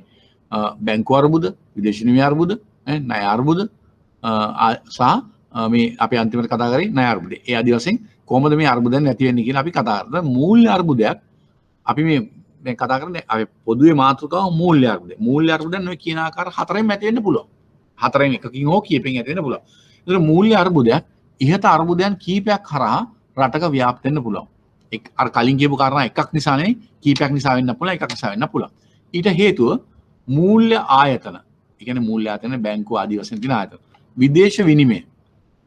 ඒ කියන්නේ foreign exchange. මූල්‍ය ආයෝජන සුරකුම් වෙළඳපොළවල්. ඒ කියන්නේ මේ තියෙන ආයෝජන සුරකුම් වෙළඳපොළ අතර ඇති අන්තර් බැඳීම. නැත්නම් අන්තර් සම්බන්ධය. ඒ කියන්නේ මේ අපි කලින් කතා කර හේතු කාරණා හතරම එකිනෙකට තවත් වෙළඳපොළවල් එක්ක තවත් ප්‍රොඩක්ට්ස් එක්ක තවත් වෙළඳපොළවල් එක්ක මූල්‍ය ආයෝජන එක්ක එකිනෙකට සම්බන්ධයි. එතකොට අනිවාර්යෙන් ඒ වෙනස්තාවක එක තැනක ප්‍රශ්නයක්. ඒතකොට ඒක අනිත් තැන් වලට බලපාන්න පුළුවන්. ඒකයි කියන්නේ. උදාහරණයක් ලෙස ආසියානු මූල්‍ය අර්බුදයේ විදේශ විනිමය වෙළඳපොළ අර්බුදයක් ලෙස ඇතිවි බැංකු අර්බුදයක් බවට පත් වුණා. දැන් ආසියා අපි කලින් කතා කරපු ආසියානු මූල්‍ය අර්බුදය ඇති උනේ කොහමද? විදේශ විනිමය වෙළඳපොළ අර්බුදයක් පටන් ගත්තා. නමුත් ඒක අන්තිමට නතර වුණේ බැංකු අර්බුදයක් වෙලා. මෑත කාලේ ගෝලීය මූල්‍ය අර්බුදයේ මූල්‍ය වෙළඳපොළ අර්බුදයක් ලෙස ඇතිවි බැංකු සහ යුරෝපීය රාජ්‍ය ණය අර්බුදයක් ලබට පත් වුණා. ආසියානු මූල්‍ය අර්බුදය අපි කලින් කතා කරමු. බැංකු අර්බුදයක් බවට පත් වීමට මූලික හේතුව වූයේ බැංකුව විසින් කෙටි කාලීන විදේශ ණය අරමුදල් මත රැඳීම. ඒකෝට අනිවාර්යෙන් ඒක තවත් කාරණයක් බලපාන නමුත් ඒ මත බැංකු අර්බුදයක් ඇති වෙනවා. මෙම කෙටි කාලීන විදේශ ණය අරමුදල් යොදාගෙන දිගු කාලීන දේශීය ණය දී දීපු බැවින් මේ කෙටි කාලීන විදේශ ණය අරගෙන දිගු කාලීන දේශීය ණය දෙන්නේ. එතකොට මේක මැචියුරිටි මිස්මැච් එකක් තියෙනවනේ. ගන්න ණය විදේශයන්ගෙන් කෙටි කාලෙට. ඒව අරගෙන දෙන්නේ දිගු කාලෙට. එතකොට කෙටි කාලෙදී ණය ආපහු ගෙවන්න වෙනවා. එතකොට එහෙම අවස්ථාවක විදේශ විනිමය අර්බුදයකදී විදේශ ණය ආපසු ගේමස් නම් බැංකු වලට අරමුදල් නොමැති වෙනවා. අනිවාර්යෙන් වෙනවනේ. ඒ අනුව බැංකු තුල ද්‍රවශීල අර්බුදයක් ඇතිවිය. මෑත කාලීන ගෝලීය මූල්‍ය අර්බුදය බැංකු අර්බුදයක් ලෙස ගෝලීය මූල්‍ය අර්බුදය බැංකු අර්බුදයක් ලෙස ව්‍යාප්ත වූයේ බැංකු විසින් ව්‍යුහගත මූල්‍ය වෙළඳපොළ තුලින් අරමුදල් ලබා ගැනීමත් එහි ආයෝජන කිරීමත් මූල්‍ය වෙළඳපොළ වල නිරත බැංකු නොවන මූල්‍ය ආයතන සඳහා තොග ණය සීමා wholesale credit lines ලබා දී තිබීමත් ඔන්න ඔය කාරණා. ඒක ව්‍යුහගත ආයෝජන සුරකුම්පත් මිල පහළ යාම නිසා පාඩු සිදු වෙනවා. මිල පහළ ගියාම පාඩු සිදු වෙනවා. ව්‍යුහගත ආයෝජන වෙළඳපොළ කඩා වැටීමෙන් අරමුදල් සපයාගත නොහැකි වෙනවා. ඒවත් තොග ණය සීමා තුලින් ණය විශාල වශයෙන් නිකුත් කිරීමට සිදුවීමක් නිසා බැංකු උග්‍ර ද්‍රවශීල අර්බුද වලට මුහුණ දෙනවා. එතකොට ද්‍රවශීල අර්බුදය බැංකු අර්බුදයක ආරම්භය. අනිවාර්යෙන් ලික්විඩිටි ක්‍රයිසිස් එකක් කියන්නේ බැංකින් ක්‍රයිසිස් එක අනිවාර්යෙන්ම ආරම්භයක්. ඒක තමයි අපි සැලකිල්ලෙන් අධ්‍යයනය කරන්න ඕන දේ. මූල්‍ය අර්බුදයක් ආර්ථික කටයුතු කෙරෙහි ඍජු ලෙස බලපාන වේ. එවැනි මෙවැනි මූල්‍ය අර්බුදයක් ආර්ථික කටයුතු කෙරෙහි ඍජු ලෙස බලපානවා. වෙන සෑම මූල්‍ය අර්බුදයක්ම ආර්ථික අර්බුදයක් බවට පත් වේ. ඒ කියන්නේ ඔය කලින් කියපු කොයි ආකාරයකවත් බැංකු අර්බුදයක් වෙලා ඒක අන්තිමට ආර්ථික අර්බුදයක් බවට පත් වෙනවා. ලෝකයේ මෑත කාලීන ආර්ථික අර්බුදය ලෝක මූල්‍ය අර්බුදයේ ප්‍රතිඵලයයි. දැන් මෑත කාලීන ඇති වෙච්ච ආර්ථික අර්බුදය ආවේ මූල්‍ය අර්බුදයේ ප්‍රතිඵලයක් හැටියට. මොකද එකිනෙකට මේ මාකට් මේ වෙළඳ පොළවල් ආර්ථිකයන් එකිනෙකට සම්බන්ධයි. ඒක තමයි ඔය කියන්නේ. එහෙනම් මූල්‍ය අර්බුදයන්ට හේතු. දැන් අපි මෙච්චර වෙලා කතා කරපු කාරණා මම කතා කරගෙන යනවා. ඕගොල්ලන් මේවා ගැන පැහැදිලි නේද? මට පොඩ්ඩක් රෙස්පොන්ස් කරන්න. පැහැදිලි නේද මේවා? කියන්න බෑ ක්ලාස් එකේ ඉන්නයි. මම මේ කතා කරපු කාරණා ක්ලියර් නේද ඔයගොල්ලන්ට? සාකච්ඡා කරපුවා ක්ලියර්. ඕකේ. දසිනි, දුෂාන්, හිරුනි ඔයගොල්ලන්ට තව දෙයක් කියන්න ඕන.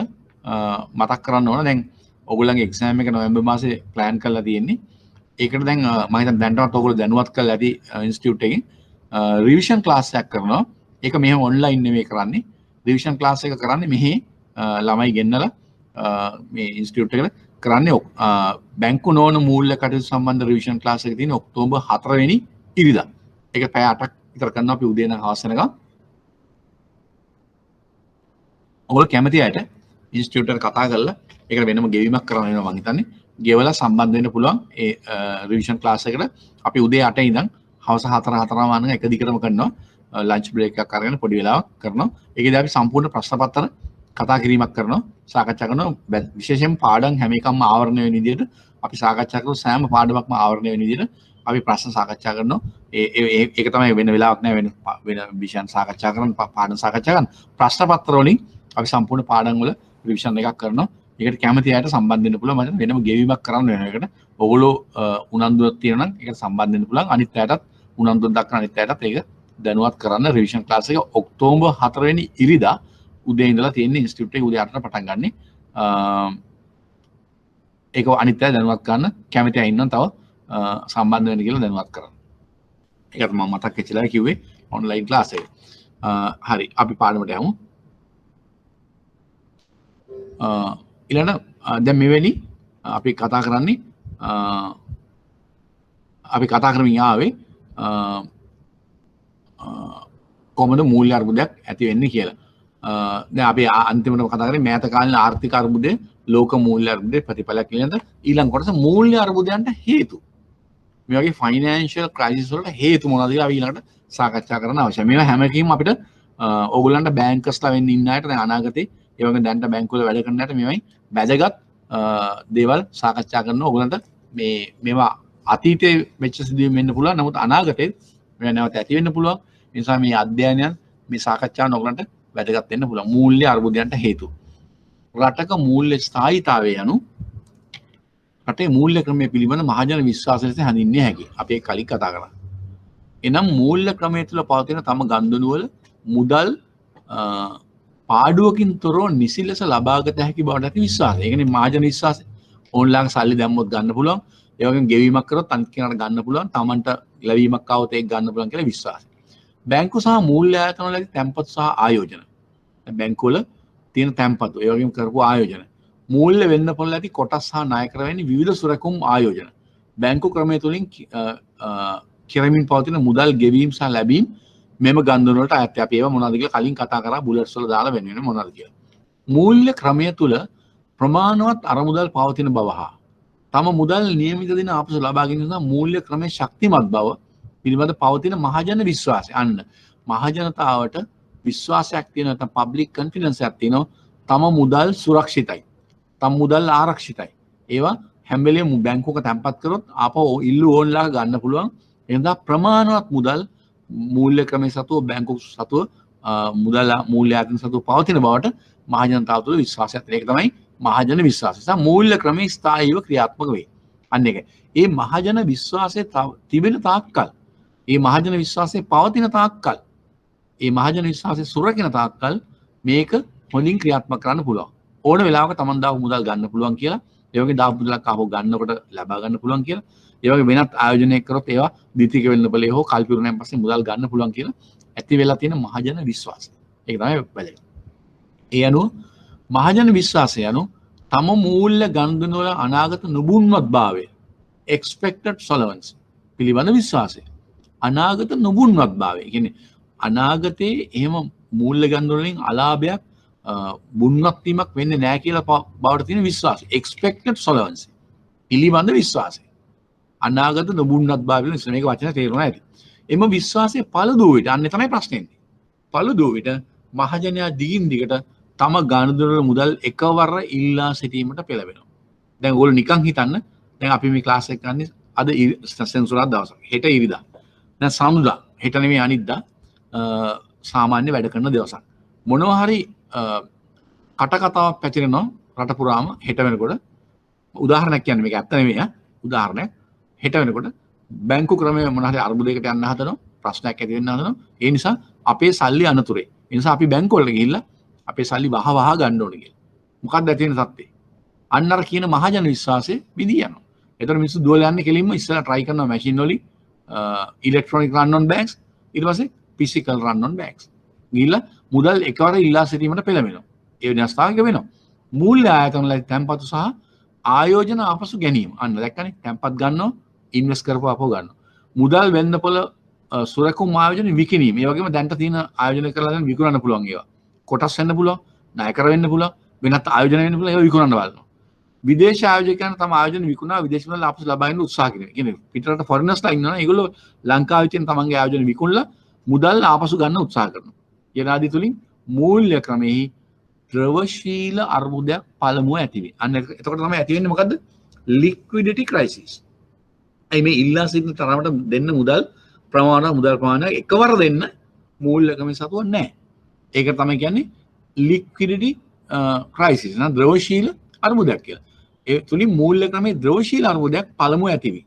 ඊට පසුව වෙළඳ පොළවල් සහ ඉස්සෙල්ලා තියෙන liquidity වෙළඳ පොළවල් සහ මූල්‍ය ආයතන කඩා වැටීමට පටන් ගනී. මේ රටක මූල්‍ය අස්ථායීභාවය මෙය රටක මූල්‍ය අස්ථායීතාවයේ මූල්‍ය අර්බුදයක් කරා පිටට යාම. අන්න ඒක ෆයිනෑන්ෂල් ස්ටැප් මේ කියන්නේ අන්සර්ටන්සි එක ෆයිනෑන්ෂල් ක්‍රයිසිස් එකක් බවට පත් වෙන එක තමයි ඔකෙන් වෙන්නේ. ඒකයි කියන්නේ. අතනින් පටන් අරගෙන එහෙම කඩ වෙන. අනිවාර්යෙන් ඒතකොට සල්ලි නැති වෙනවා. මේක අපි හරියට තේරුම් ගන්න ඕනේ. මේක තව ඊළඟ ඡේදේ හරියට විස්තර කරනවා. මේක හරියට තේරුම් ගන්න ඕනේ. රටක මහජන විශ්වාසය සහ මූල්‍ය ගනුදෙනු වල වටිනාකම.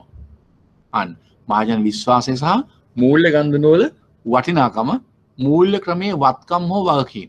ඒ දෙක අතර මතක නදාපවතින මහජන විශ්වාසය නදාපවතින මූල්‍ය ගනුදෙනු වල වටිනාකම. ඒ කියන්නේ වත්කම් වගකීම්. කාලෙන් කාලයට වක්‍රාකාරී බුබුල් ලෙස හැසිරෙනවා. ඒ කියන්නේ බබල්ස්. මේක ඒක බුබුලු ආකාරයෙන් තමයි හැසිරෙන්නේ වත්කම් වක්කීම් වල ක්‍රියාකාරීත්වය. රටක ඕන රටක කලින් කල. එනම් යම් කාලයක් තුල විශ්වාසය සහ මූල්‍ය ගන්දුළු වටිනකම ඉහළ ගොස්. ඒ කියන්නේ කොන්ෆිඩන්ස් එක හොඳටම තියෙනවා. ඒතකොට ගන්දුළු වල වටිනකම ඉහළ යනවා අනිවාර්යයෙන්. කොටස් මිල ඉහළ යනවා. නායකරව හොඳ මිලකට අලෙවි වෙනවා. ඒ වගේම හොඳ අනිකුත් ආයෝජන වල මිල වට්ටම් හොඳ මට්ටමක තියෙනවා. ඒතකොට ඒ වත්කම් වල වටිනකම ඉහළ යනවා. ගන්දුළු වල වටිනකම ඉහළ ගොස්. ඊට පස්සේ පහළ යනවා. ඒක තමයි වෙන්නේ. එතකොට මහජන විශ්වාසය ඇති වෙන ගම ඕනම දෙයක මිල මට්ටම් මිල යන වත්කම් වල අගය වැඩි වෙනවා. මහජන විශ්වාසය ඉහළ යන විට මූල්‍ය ආයෝජන ඉල්ලුම වැඩි වෙනවා. අන්න එවැනි මහජන විශ්වාසයක් වැඩි වෙනකොට හොඳ මිලක් එනකොට ඒවට තියෙන ඉල්ලුම අනිවාර්යෙන් වැඩි වෙනවනේ. වැඩි වී මිල ඉහළ ගොස්. අනිවාර්යෙන් මිල ඉහළ යනවා. මූල්‍ය ක්‍රමයේ ගනුදෙනු වල හෝ මහජනතාවගේ වත්කම් වල වටිනකම ඉහළ යනවා. සමස්ත මූල්‍ය ක්‍රමයේ ගනුදෙනු වල වෙන්න පුළුවන්. ඒ වත්කම් වල වටිනකම ඉහළ යනවා. ඒ කියන්නේ සාමාන්‍ය වෙන්නේ එහෙමයි. මූල්‍ය ක්‍රමයක මූල්‍ය ගනුදෙනු තුලින් මූල්‍ය වත්කම් වකින් වටනකම් වැඩි වීමක් සිදු වෙනවා. මෙවැනි මූල්‍ය ගනුදෙනු වල මූල්‍ය වත්කම් වකින් වැඩි වීමක් අනිවාර්යෙන් සිදු වෙනවා. මූල්‍ය ක්‍රමයක පදනම ලෙස පවතින වත්කම් හෝ වකින් යනු මහ බැංකුවෙන් නිකුත් කරන මුදල් ප්‍රමාණය. අන්න ඒක. මේ මූල්‍ය ක්‍රමේ පදනම වෙන්නේ ඕනම රටක ලංකාව නම් ශ්‍රී ලංකා මහ බැංකුව. පදනම ලෙස පවතින වත්කම් හෝ වකින් යනු මහ බැංකුවෙන් නිකුත් කරන ලද මුදල් ප්‍රමාණය. ඒ කියන්නේ සංසරණය සඳහා මහ බැංකුව මුදල් සැපයීමට එකතු කළ තියෙන ප්‍රමාණය.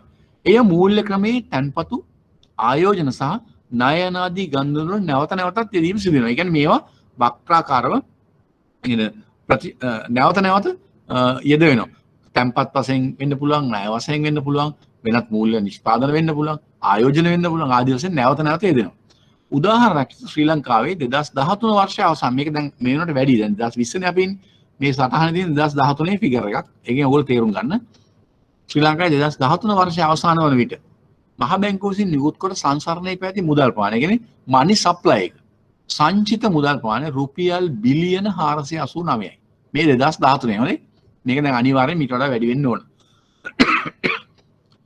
වර්ෂය අවසානයේ රුපියල් බිලියන 489ක් වූ අතර බැංකු සහ මූල්‍ය ආයතන කොටස් සහ රාජ්‍ය සුරකුම්පත්වල ආයෝජනය කොට තිබූ මූල්‍ය වත්කම් වල වටිනාකම රුපියල් බිලියන 15930ක් විය. දැන් මේක හරියට තේරුම් ගන්න. සමස්ත රටේ 2013 වලට තිබුණු මුදල් සැපයීම බිලියන 489යි.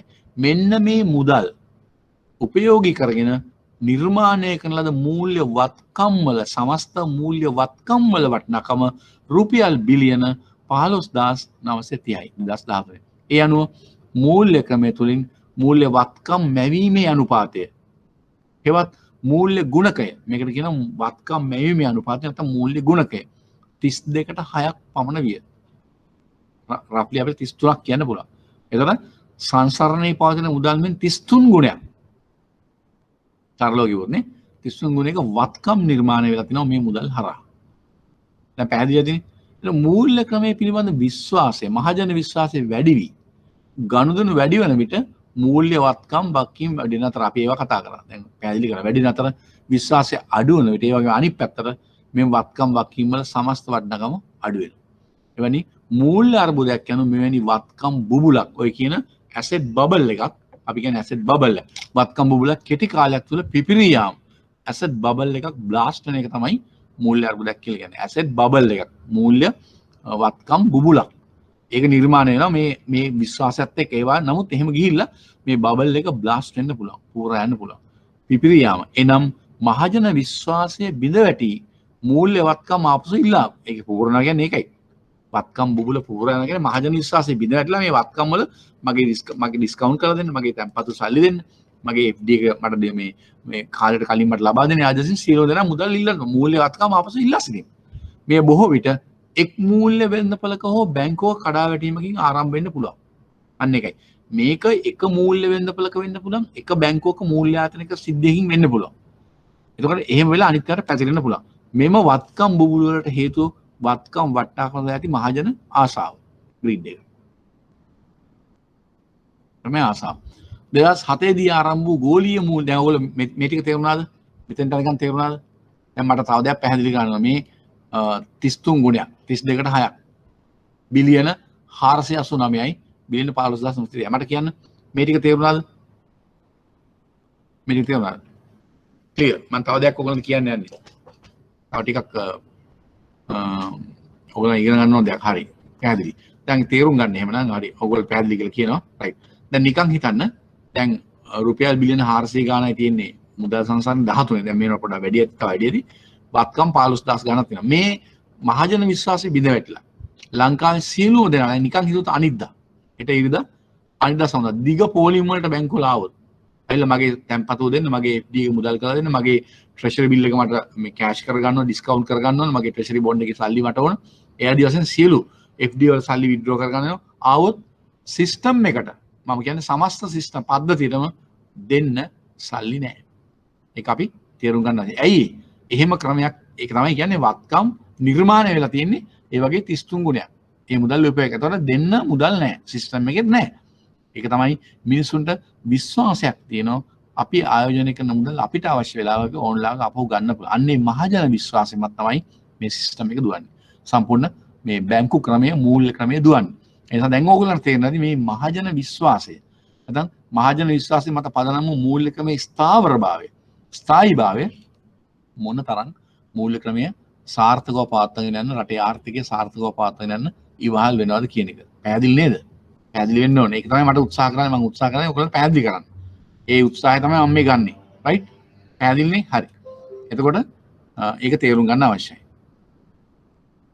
ඊළඟට 2007 දී ආරම්භ වූ ගෝලීය මූල්‍ය අර්බුදය සුරකුම්ගත මූල්‍ය වෙළඳපොලේ කඩා වැටීමෙන් ආරම්භ වී පැතිරී යන ලදී. අන්න ඒක අපි දැන් කතා කරන ගෝලීය මූල්‍ය අර්බුදය 2007 පටන් ගත්තේ කොහොමද ආරම්භ වුණේ මොකද්ද හේතුව කියන එක.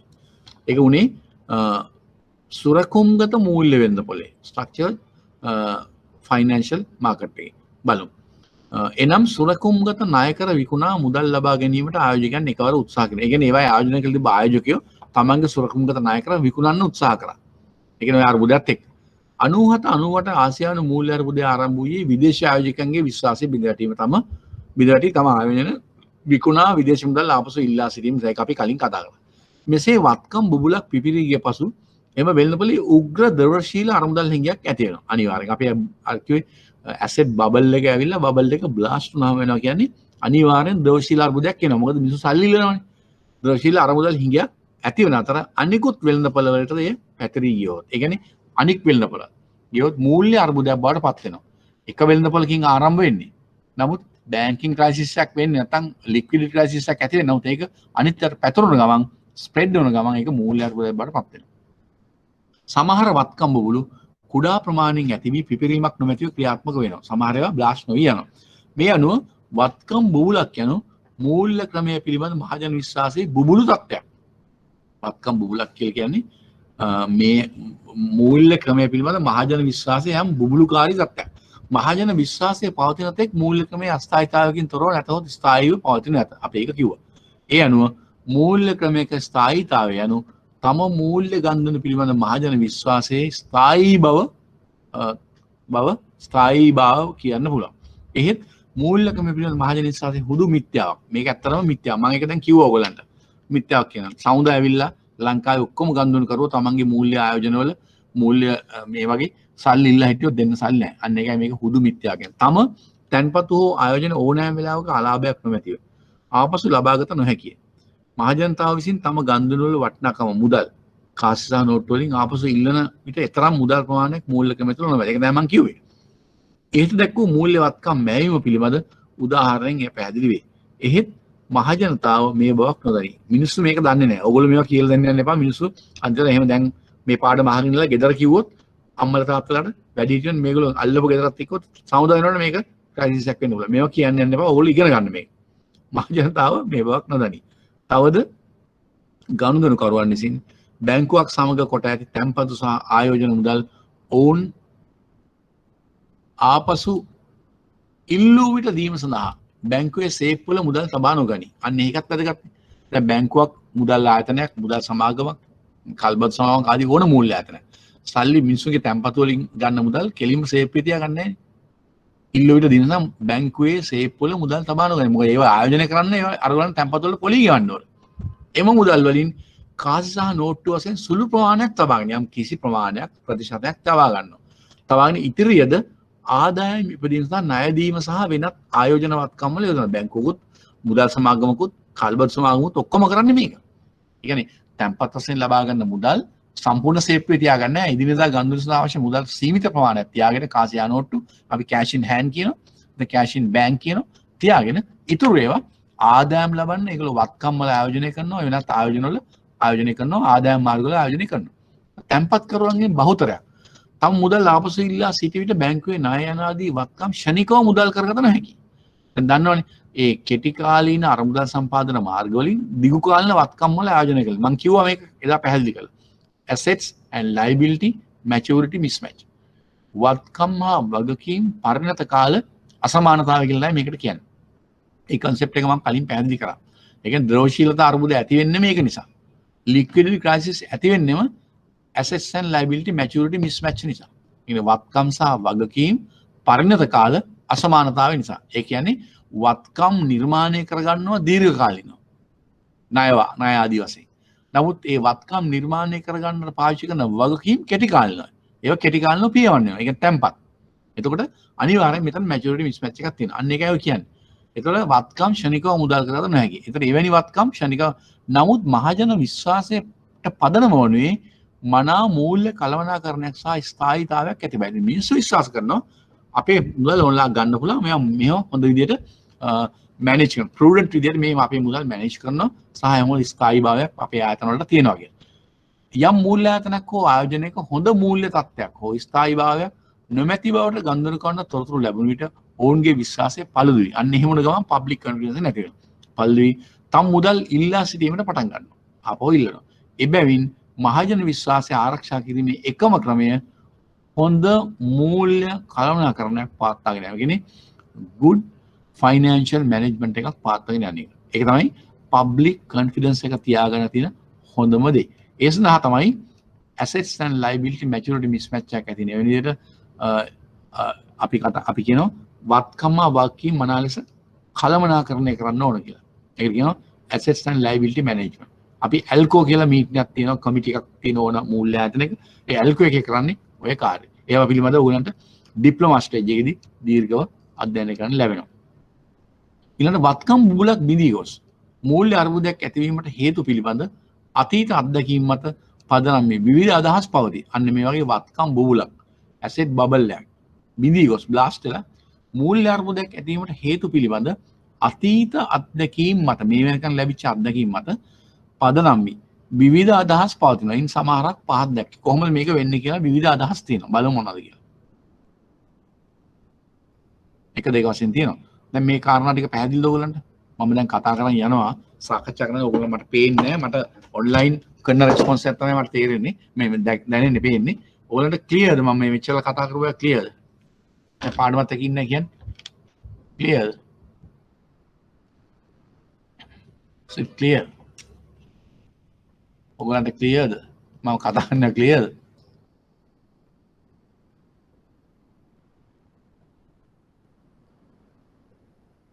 Samir. Right, okay. Keep it in response करना है किया नहीं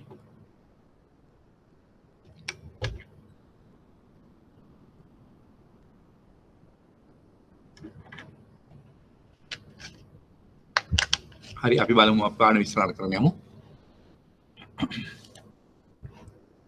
right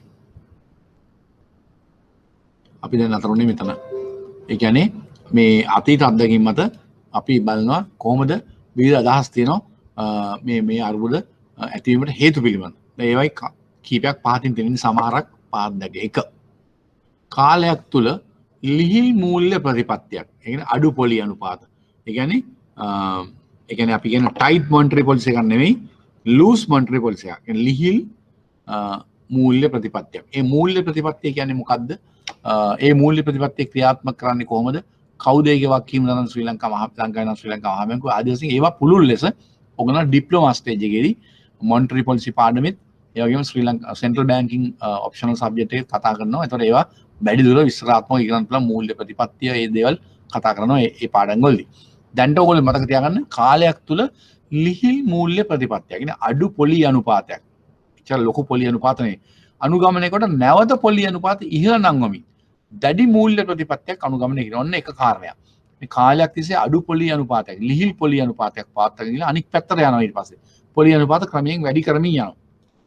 අන්න එතකොට අනුගමනය කිරීම එක කාරණයක් හැටියට සලකනවා මෙවැනි අර්බුදකාරී තත්ත්වයක් ඇති. බලමු කොහොමද ඒක වෙන්නේ කියලා.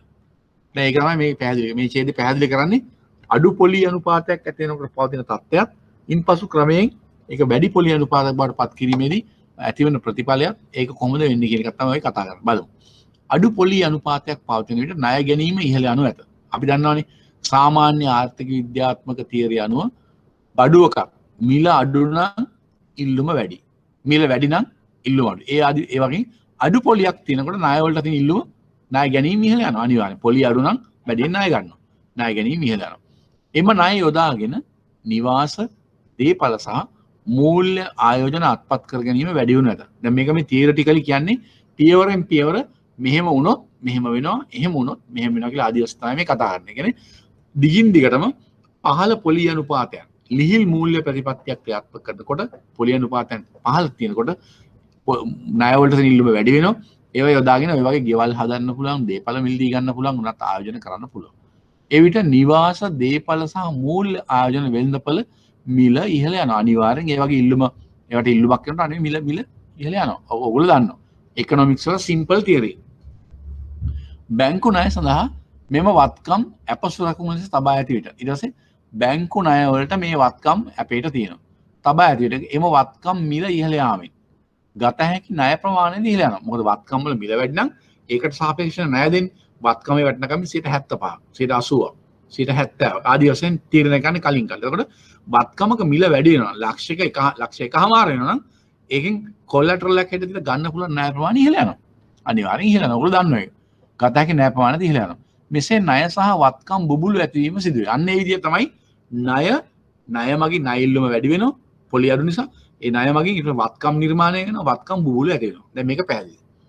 ලිහිල් මූල්‍ය ප්‍රතිපත්ති හේතු කොට පසු කාලේ රටේ ණය සහ මුදල් සැපීම වැඩි වී. අන්න එතකොට දැන් මේ ලිහිල් මූල්‍ය ප්‍රතිපත්ති එක ණය ඉල්ලුම වැඩි වෙලා මේවට ඉල්ලුම වැඩි වෙලා මේ වගේ වත්කම් බුබුලු ඇති වෙනවා. ලිහිල් මූල්‍ය ප්‍රතිපත්ති හේතු කොට පසු කාලේ රටේ ණය සහ මුදල් සැපීම වැඩි වෙනවා. ණයක් වැඩි වෙනවා, මුදල් සැපීමත් වැඩි වෙනවා. ඒක මොකක්ද බලපන්නේ? උද්දමනය ඉහළ යනවා.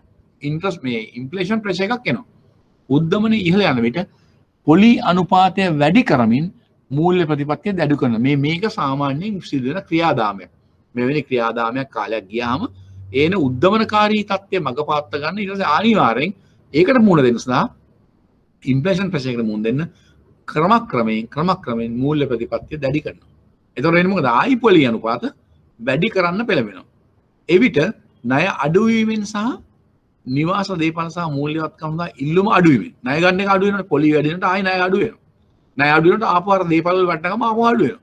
අඩුවීමෙන් වත්කම් මිල පහළ යනවා. ආපහු ඔන්න මේ වත්කම් වල වටනකම පහළ යනවා. එවිට ආයෝජකයන්ට පාඩු වෙනවා. අනිවාර්යයෙන්ම ආයෝජන වලට පාඩු වෙනවනේ. ණය ගෙවීමට අපහසුයි බැංකුවල අක්‍රීය ණය අනුපාතය වැඩි වෙනවා. එතකොට වෙන්නේ මොකද? ආපහු ඒ පාඩු වෙනකොට ණය ගෙවීම ආපහු වැඩි වෙනවා. ඒ කියන්නේ NPL වැඩි වෙනවා. ඒතර අක්‍රීය ණය අනුපාතය වැඩි වෙනවා. තවද බැංකු සතු අපසොරකුම් වල වෙන්දපළගේ අඩු වෙනවා. මොකද වත්කම් මිල අඩු වෙනවනේ. අගේ අඩුවීමෙන් ණයවල ගුණාත්මක බව සහ බැංකුවල නුබුන්වත් බව කෙරෙහි අහිතකර බලපෑමක් ඇති වෙනවා. ඒ කියන්නේ ණයවල ක්වොලිටි ක්‍රෙඩිට් ක්වොලිටි එකත් අඩු වෙනවා. ඒ වගේම බැංකුවල නුබුන්වත් බව කෙරෙහි අහිතකර. ඒ කියන්නේ සොලවන්සි එක. ඒ කියන්නේ සොලවන්සි එකට නුබුන්වත් භාවයට බලපෑමක් ඇති වෙනවා. මෙය වත්කම් බුබුල් බිඳී යාමක් ලෙස හැඳින්වේ. මෙය මූල්‍ය අස්ථායී තත්ත්වයක. මේක පැහැදිලි කතන්දරයක් වගේ මම ලස්සන්ට පැහැදිලි කරා. පොලි අනුපාත අඩු තත්ත්වයේ ඉඳලා කොහොමද පොලි අනුපාත වැඩි වෙන්නේ? ඇයි එහෙම වෙන්නේ? පොලි අනුපාත අඩු තත්ත්වයේදී ඇති වෙන තත්ත්වය මොකද්ද? වත්කම් බුල් නිර්මාණය වෙනවා. නැවත ඒ නිසා උද්දමනට බලපෑමක් වෙනවා. උද්දමනට බලපෑම නිසා පොලි අනුපාත ක්‍රමය වැඩි වෙනවා. එතකොට නැවත වත්කම් බුබුල පුරා යනවා. වත්කම් මිල පහළ යනවා. පාඩු වෙනවා. ආදී වශයෙන් මේක වක්‍රාකාරව සිදුවෙන ක්‍රියාදාමයක්. දැන් මේ කතන්දරේ පැහැදිලිද? කාලයක් තිස්සේ ලිහිල් මූල්‍ය ප්‍රතිපත්තියක් අනුගමනය කිරීමෙන් ඇති වෙන ප්‍රතිඵල. පැහැදිලිද මේක? මේක පැහැදිලි කියන්නේ ඉස්සරහට යන්න මේක පැහැදිලි කරගන්න ඕන. මේක පැහැදිලි නැතුව ඉස්සරහට යන්න බෑ. ක්ලියර් රෙස්පොන්ස් කරන්න ක්ලියර් මේක මම දැන් අන්තිමට කතා කරපු ටික ලිහිල් මූල්‍ය ප්‍රතිපත්තියක් ඇති වෙලා නැවත දැඩි මූල්‍ය ප්‍රතිපත්තියකට යන එක. ඒකට හේතු වාදක වෙන්නේ මොනවද? right okay thank you right හරි හරි හරි ඒක ක්ලියර් රයිට් ඊළඟට බලමු දෙවෙනි කාරණේ ඒක තව ඔය දැන් පළවෙනි එක පැහැදිලි කරා බැංකු සහ මූල්‍ය වෙළඳපොළ අතර ඇති සම්බන්ධතාවය ඉහළ මට්ටමක පැවතීම බැංකු ඒ වගේම මූල්‍ය වෙළඳපොළවල් ෆයිනෑන්ෂල් මාකට්ස් සහ බැංක්ස් අතර තියෙන සම්බන්ධතාවය ඒ අතර තියෙන සම්බන්ධතාවය ඉහළ මට්ටමක පැවතීම ඔය දැන් මේ අපි කතා කරමින් යන්නේ මොන හරි අර්බුදයක් කලින් කාලට ඇති වුණාට පස්සේ ඒ අර්බුදය ඇති වෙන්න බලපාපු හේතු කාරණා මෙන්න මේවා කියලා නොයෙක් කතන්දර තියෙනවා. ඒවෙන් කීපයක් තමයි කතා කරන්නේ. අතීත අත්දැකීම් අනුවනේ. දෙවෙනි එක බැංකු සහ මූල්‍ය වෙළඳපොළ අතර ඇති සම්බන්ධතාවය ඉහළ මට්ටමක පැවතීම. දැන් බැංකු විසින් මූල්‍ය වෙළඳපොළේ තම මුදල් ආයෝජනය කිරීම. බැංකු විසින් කරන්නේ මූල්‍ය වෙළඳපොළවල අපි කියවනේ බැංකු වල ඒගොල්ලෝ තැන්පත් තබා ගන්න මුදල් වලින් කොටසක් ණය දීලා වත්කම් නිර්මාණය කරනවා. තව කොටසක් නොයෙක් තැන්වල ඒගොල්ලෝ ආයෝජනය කරනවා. මූල්‍ය වෙළඳපොළ වෙන්න පුළුවන්. සමාන භාණ්ඩාගාර බිල්පත් බැඳුම් කර වෙන්න පුළුවන්. වෙනත් ආයෝජන වෙන්න පුළුවන්. මූල්‍ය වෙළඳපොළේ නොයෙක් ආයෝජන තියෙනවා. ඒවා. ඒක තමයි කියන්නේ බැංකු විසින් මූල්‍ය වෙළඳපොළේ තම මුදල් ආයෝජනය කිරීම. මූල්‍ය වෙළඳපොළ ආයෝජකයන්ට ආයෝජන සඳහා ණය දීම සහ බැංකුවල ණය කටයුතු සඳහා මූල්‍ය වෙළඳපොළ වලින් අරමුදල් ලබා ගැනීම. යනාදී ඉහළ මට්ටමක පවතින විට ඔන්න ඔය කාරණා වෙන්න ඕන. මොකද්ද? බැංකු මූල්‍ය වෙළඳපොළේ මුදල් ආයෝජනය කරන්න ඕන. මූල්‍ය වෙළඳපොළ ආයෝජකයන්ට ආයෝජනය සඳහා ණය දීම. එවැනි මූල්‍ය වෙළඳපොළ වල ආයෝජනය කරන වෙනත් ආයෝජන ණය දීම. සහ බැංකුවල ණය කටයුතු සඳහා මූල්‍ය වෙළඳපොළ වලින් අරමුදල් ලබා ගැනීම. යනාදී ඉහළ මට්ටමක පවතින විට මූල්‍ය වෙළඳපොළ අවදානම බැංකු වලට අධික වෙයි. එතකොට අන්න එවැනි අවස්ථාවක බැංකු ගොඩක් මේව මත ඩිපෙන්ඩ් වෙනකොට බැංකු වලට තියෙන රිස්ක් එක මූල්‍ය වෙළඳපොළ අවදානම වැඩි.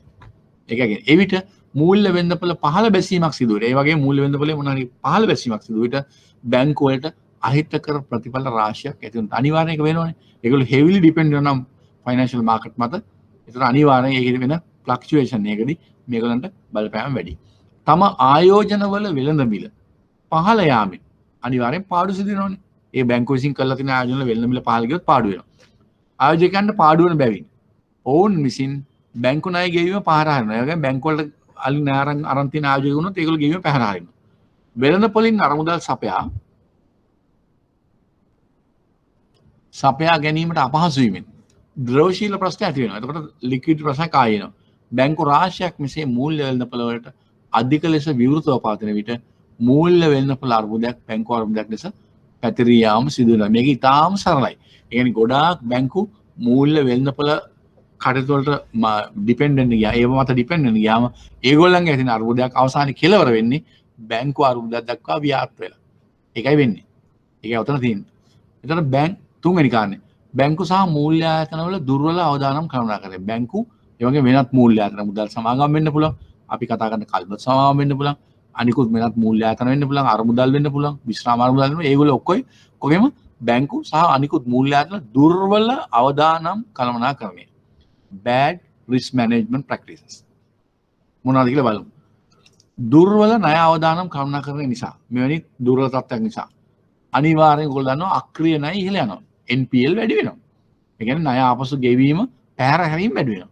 දුර්වල ද්‍රවශීල කළමනා කරන නිසා. ඒ කියන්නේ ඒ වගේම ද්‍රවශීල කළමනා කරන ලික්විඩිටි මැනේජ්මන්ට් එක දුර්වල වුණොත් වෙළඳපොළ අරමුදල් මත යැපීම.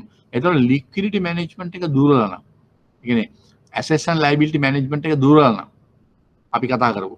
ඒ කියන්නේ assets and maturity mismatch එක හරියට මේගොල්ලෝ match කරන්නේ නැත්තම් ඒගොල්ලෝ වෙළඳපොළෙන් හැම වෙලෙම අරමුදල් මත යැපෙන්නේ. ඒ කියන්නේ මාකට් එකෙන් ණයට ගන්න වෙනවා. අර අපි කතා කරමු මුදල් තරව කරවන්න හරහා මාකට් එකෙන් ණයට ගන්න වෙනවා. ඕවර්නයිට් වෙන්න පුළුවන්, කෙටි කාලෙ වෙන්න පුළුවන්, මැදි කාලෙ වෙන්න පුළුවන්. අරමුදල් මත යැපීම. ඔන්න තමයි දුර්වල වෙළඳපොළ අවදානම් කළමනා කරන. ඊට පස්සේ මෙතන ණය අවදානම දුර්වල ණය අවදානම ඒ කියන්නේ bad credit management practices. ඊළඟට bad liquidity management. ආයි කියනවා දුර්වල වෙළඳපොළ අවදානම් bad market management practices. ඒ කියන්නේ වෙළඳපොළ market management.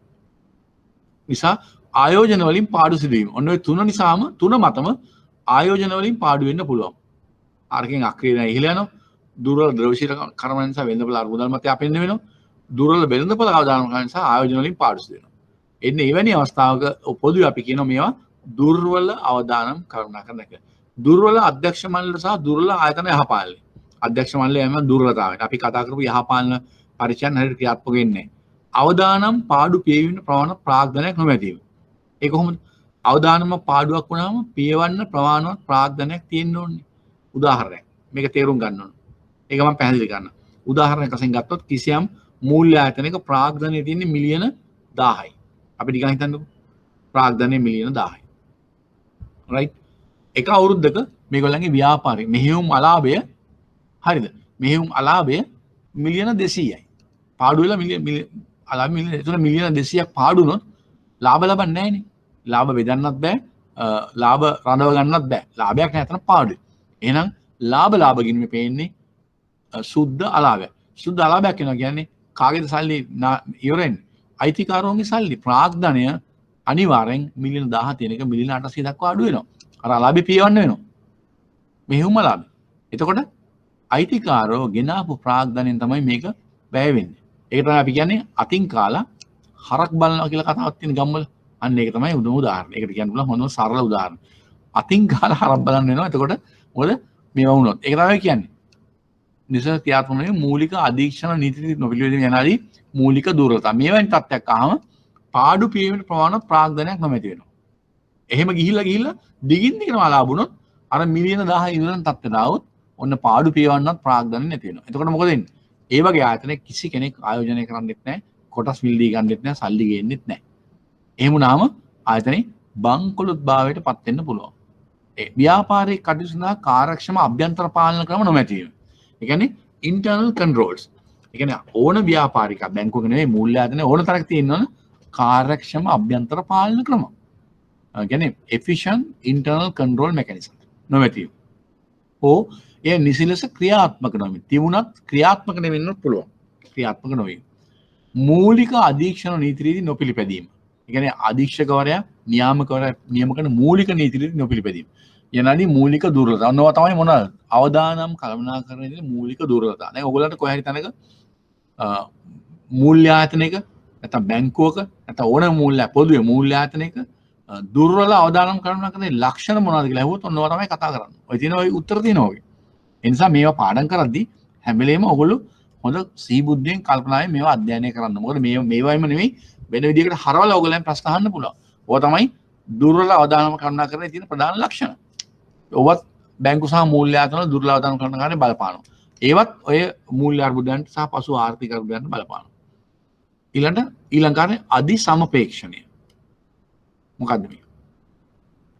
excessive speculation. බලමු. විශේෂයෙන් මූල්‍ය වෙළඳපොළ වල වත්කම් බුබුලු ඇතිවනුයි. අපි හරි කලින් කතා කරා වත්කම් බුබුලු. එතකොට ආයෝජකයන් විසින් අධික ලාභ අපේක්ෂාවෙන්. ඒගොල්ලෝ මේ බුබුලක් ඇති වෙන වත්කම් මිල වැඩි වෙනවා තවත් වැඩි වෙයි. තවත් වැඩි වෙයි කියලා අධික ලාභ අපේක්ෂාවෙන් මේවා මිලදී ගන්නවා. තව වැඩි වෙනවම විකුණන්න පුළුවන්. වත්කම් වල වටනකම ඉහළ යනවා කියලා. එතකොට ඒකට කියනවා excessive speculation. ඒ මත අධික ලාභ අපේක්ෂාවෙන් ආයෝජන නැත්නම් සුරකුම් මිලදී ගැනීමෙන් ඒවායේ මිල අස්වාභාවික ලෙස වැඩි වෙනවා. ඇයි ඒවට ඉල්ලුම වැඩි වෙනකොට ඒ වගේ මිල අනිවාර්යයෙන්ම වැඩි වෙනවා. ඒ මේගොල්ලෝ හිතනවා තවදුරටත් මේවා වැඩි වෙයි. ඒතර අනාගතයේ තව ලාභ ලබන්න පුළුවන් කියලා මේගොල්ලෝ ඉල්ලුමක් ඇති කරනවා මේවට. බොහෝ විට මෙම අපේක්ෂාවන් తాවකාලික හේතු මත පදනම් වෙන්න පුළුවන්. බොහොම කෙටි කාලින හේතු මත මේවා පදනම්ව මේගොල්ලෝ මේ වගේ ස්පෙකියුලේෂන් එකක් ඇති කරගන්න පුළුවන්. එමෙන්ම මෙම අපේක්ෂණයන් මේ ස්පෙකියුලේෂන් සුළු ආයෝජක පිරිසක් විසින් ඇතිකොට වෙළඳපොළ මෙහෙයවනු විය හැකිය. පොඩි කණ්ඩායමක් මේක ඇති කළා මේක වෙළඳපොළ මෙහෙයවනවා වෙන්න පුළුවන්. ඩොමිනන්ට් ගන්න පුළුවන්. බැංකු සහ මූල්‍ය ආයතන මීට සමානව ඉහළ පොලී ප්‍රදානය කරමින් ගන්දනුකරුවන් තුළ අධික ලාභ අපේක්ෂාවන් ඇති කරනු ඇත. එතකොට බැංකුත් මොකද කරන්නේ? අනිකුත් මූල්‍ය ආයතනත් ඉහළ පොලී අනුපාත ප්‍රදානය කරනවා. ඒ කියන්නේ FD වලට සේවිංස් වලට වැඩි පොලියක් ප්‍රදානය කරමින් ගන්දනුකරුවන් තුළ අධික ලාභ අපේක්ෂාවන් ඇති කරනවා. එතකොට ඒගොල්ලෝ මේකට පෙළඹෙනවා. ඉහළ ආදායම් සහිත වත්කම් වල ආයෝජනය කිරීමේ අරමුණින් ඉහළ පොලී ගෙවා තැන්පතු සහ ආයෝජන ලබා ගැනීම කරන විට බොහෝ ගන්දනුකරුවන් එම මූල්‍ය ආයතනට ඇදී එනවා. අනිවාර්යෙන් පැහැදිලිනේ. එහෙම වුණාම ඉහළ ආදායම් සහිත වත්කම් වල ආයෝජනය කිරීමේ අරමුණින් ඉහළ පොලී ගෙවා තැන්පතු සහ ආයෝජන ලබා ගැනීම කරන විට බොහෝ ගන්දනුකරුවන් මේ ආයතන වලට ඇදිලා එනවා.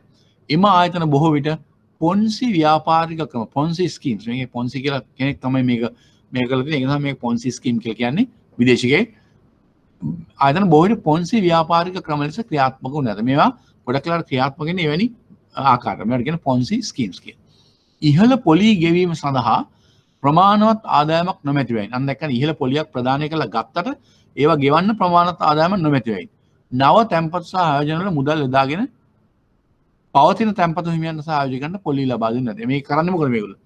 අලුතෙන් මේ ආයෝජනය කළ ආදායම උපයලා පොලි ගෙවන්නේ අලුතෙන් එන තැන්පතු වලින් පරණ තැන්පතු වල පොලි ගෙවනවා. මේ නිකන් විෂම චක්‍රයක් වගේ යන්නේ.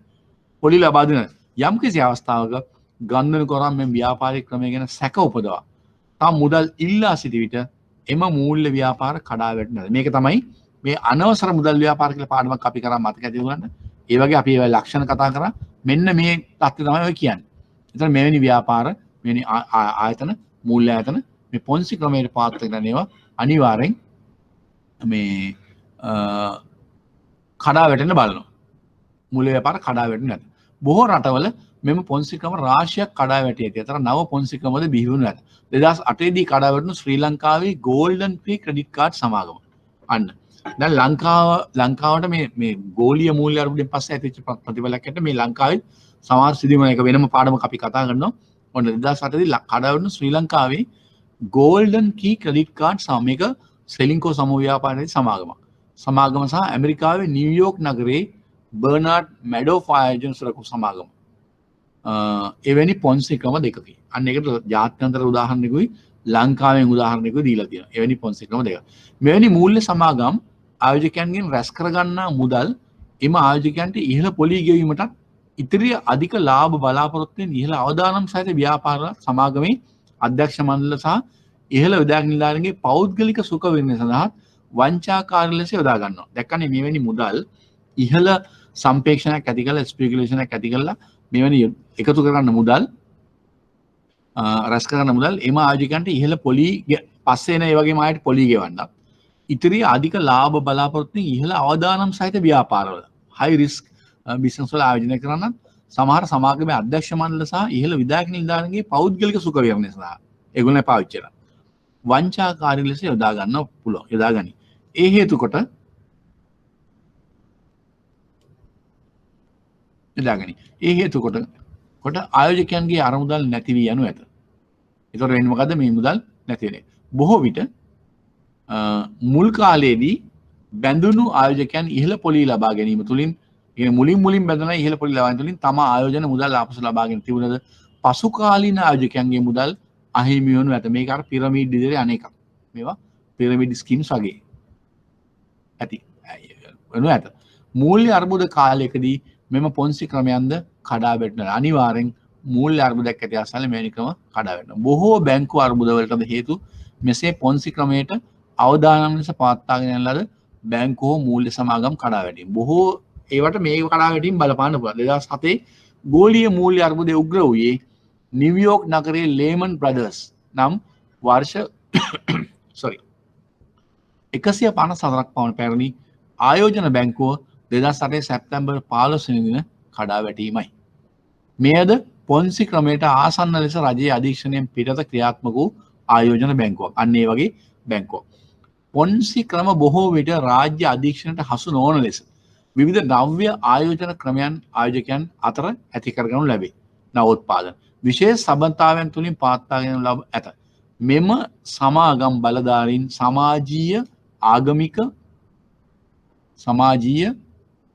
ආගමික සහ දේශපාලනික සම්බන්ධතා ජාලයක් මෙසඳහා සකසා ගනු ඇත. තවද ආයෝජකයන් විසින් නව ආයෝජකයන් හඳුන්වා දෙන අතර ඒ සඳහා විශේෂ මූල්‍ය දිරිගැන්වීම් පොන්සි ක්‍රම විසින් ලබා දෙනු ඇත. මෙම පොන්සි ක්‍රමයන්ද බැංකු මූල්‍ය ආයතන සහ මූල්‍ය වෙළඳපොළ සමග විවිධ අයුරින් සම්බන්ධ වන මේවත් එකිනෙකට සම්බන්ධයි. බැවින් පොන්සි ක්‍රමයන් කඩා වැටීමෙන්ද මූල්‍ය අර්බුදය ඇති කිරීමට හෝ වැඩි කිරීමට හේතු වන ඇත. උදාහරණ ලෙස 2008-2009 කාලය තුළ ශ්‍රී ලංකාවේ ඇති වූ සෙලාන් බැංකු අර්බුදය සහ මූල්‍ය සමාගම් අර්බුදයේ ගෝල්ඩන් කී ක්‍රෙඩිට් කාඩ් සමාගමේ පොන්සි ක්‍රමය කඩා වැටීම තුළින් මූලිකවම ඇතිවිය. මෙන්න මේ පාඩමේ මේ හරිය සාකච්ඡා කරනකොට ඔයගලන්ට මේක වැදගත් වෙනවා. ලංකාවේ අනවසර මුදල් ව්‍යාපාර සම්බන්ධව ක්‍රියාත්මක වීමේ අත්දැකීම් සමග මේක ඔයගලන්ට එකතු කරගන්න පුළුවන්. මේ විදිහට තමයි ලංකාවේ අනවසර මුදල් ව්‍යාපාර විශේෂයෙන්ම ගෝල්ඩන් ෆ්‍රී ක්‍රෙඩිට් කාඩ් සමාගම ඒ වගේම ඒහා බැඳුණු සෙලින්කෝ සමූහ ව්‍යාපාරයේ අනිකුත් අනවසර මුදල් ව්‍යාපාර ක්‍රියාත්මක වුණේ. ඒ ලංකාවේ උදාහරණයක් මේ පාඩමේ තියෙනවා. මේ වයින් ප්‍රශ්න ඇවිල්ලා තියෙනවා ඔයගලන්ට. ඒ නිසා බොහොම සැලකිල්ලෙන් මේ අධි සම්ප්‍රේක්ෂණය කියන කොටස අනිත්‍යවත් වැදගත් කියව ගන්න. වෙනත් ප්‍රශ්න වලටත් අනවසර මුදල් ව්‍යාපාර සම්බන්ධ ප්‍රශ්න වල මේකේ උත්තර ඇතුළත් වෙලා තියෙනවා. ඒ නිසා වැදගත්කමින්ම මේවා අධ්‍යයනය කිරීම කරන්න අවශ්‍යයි. ඊළඟට අපි ඒ විදිහට කරා. ඊළඟ දැන් ආයෙ තව උපමාතෘකාවක් කියනවා. මූල්‍ය අර්බුදයක අහිතකර ප්‍රතිඵල. මූල්‍ය අර්බුදයක අහිතකර ප්‍රතිඵල.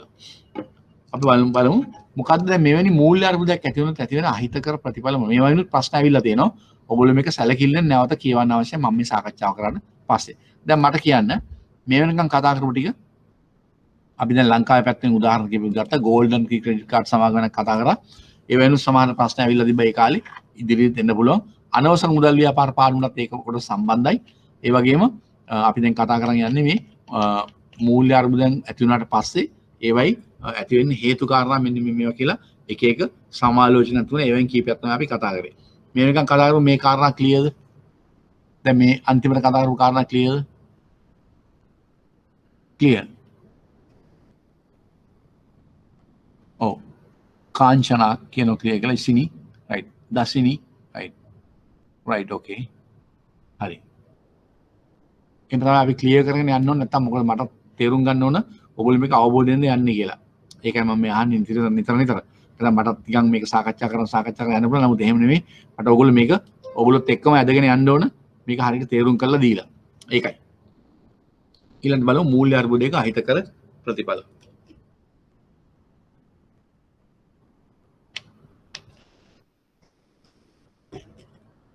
හොඳයි බලමු. මූල්‍ය අර්බුදයක් හේතු කොටගෙන රටකට අහිතකර සමාජ සහ ආර්ථික බලපෑම් රාශියක් ඇති වේ. ඉන් සමහරක් පහක් දැක්කේ. දැන් බලන්න මූල්‍ය අර්බුදයක් ඇති වුනහම අහිතකර වශයෙන් සමාජීය වශයෙන් වෙන්න පුළුවන් ආර්ථික වශයෙන් වෙන්න පුළුවන් ඇති වෙන බලපෑම් මොනවද කියන එක තමයි මේකේ මේ විස්තර කරන්නේ. ඒ නිසා මේක උත්තර ලියන්න අවශ්‍ය කරන කරුණු මේ ප්‍රශ්න මෙවැනි ආකාරයේ ප්‍රශ්නයව වෙනත් ස්වරූපයකින් ඇහුවොත් වෙනත් ආකාරයකට ඇහුවොත් ඕන අවශ්‍ය කරුණු මේකේ තියෙනවා. ඒ නිසා මේවා හරියට කියව ගත්තම මේ තොරතුරු ඕගලන්ට ලැබෙනවා. කොහොමද මූල්‍ය අර්බුදයක් ප්‍රතිඵල ඇති වෙන්නේ කියලා. ප්‍රථමයෙන් ආර්ථිකයේ ව්‍යාපාරික කටයුතු සඳහා අරමුදල් හිඟයක් යනවා. මොකද අනිවාර්යෙන් මූල්‍ය අර්බුදයක දෙන්නේ ලික්විඩිටි ක්‍රයිසිස් යන්නේ අරමුදල් හිඟයක්. ඒතකොට ඇති වෙන පළවෙනි ප්‍රශ්න මොකද්ද? ආර්ථිකයේ සාමාන්‍යයෙන් එදිනෙදා කටයුතු කරන ව්‍යාපාරිකයන්ට මුදල් බැංකු වලින් ද්‍රවශීලතාවයේ මුදල් එහෙම අවශ්‍යනේ. ඒතකොට ඒක තමයි ඉස්ලාම් හිඟ වෙන්නේ. අරමුදල් හිඟයක් ඇති වෙනවා. මෙවැනි අර්බුදයකදී ආයෝජකයෝ තම මුදල් ආරක්ෂා කර ගැනීම උත්සාහ කරනවා. ආයෝජකයන් කරන්නේ කෙලින්ම තමන්ගේ මුදල් ආරක්ෂා කරගන්න. මොකද අනිවාර්යෙන් අනාගතේ ලික්විඩිටි ක්‍රයිසිස් එකක් ද්‍රවශීලතා අර්බුදයක් එනවා කියලා දැනගත්තම ආයෝජකයෝ පොඩක් පස්ස ගන්නවා තමන්ගේ මුදල් ආරක්ෂා කරන්න.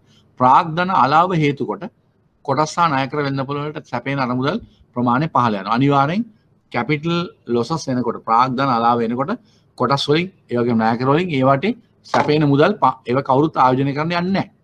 ඒ කියන්නේ දිගින් දිගට කොටස් මිල ණයකර මිල පහළ යනවා. ඒ කියන්නේ අසෙට් බබල් එකක් ඇවිල්ලා බබල් එක බ්ලාස්ට් වුණ ගමන් ආයෙ ඒව පල්ලෙහාට එනවනේ.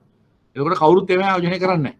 ඒකට බැංකු වල උග්‍ර ද්‍රවශීල ප්‍රශ්න හේතු කොට. ඒ වගේම බැංකු වලත් ද්‍රවශීල ප්‍රශ්න එනවා. හේතු කොට ණය සැපීම අඩුව නැත.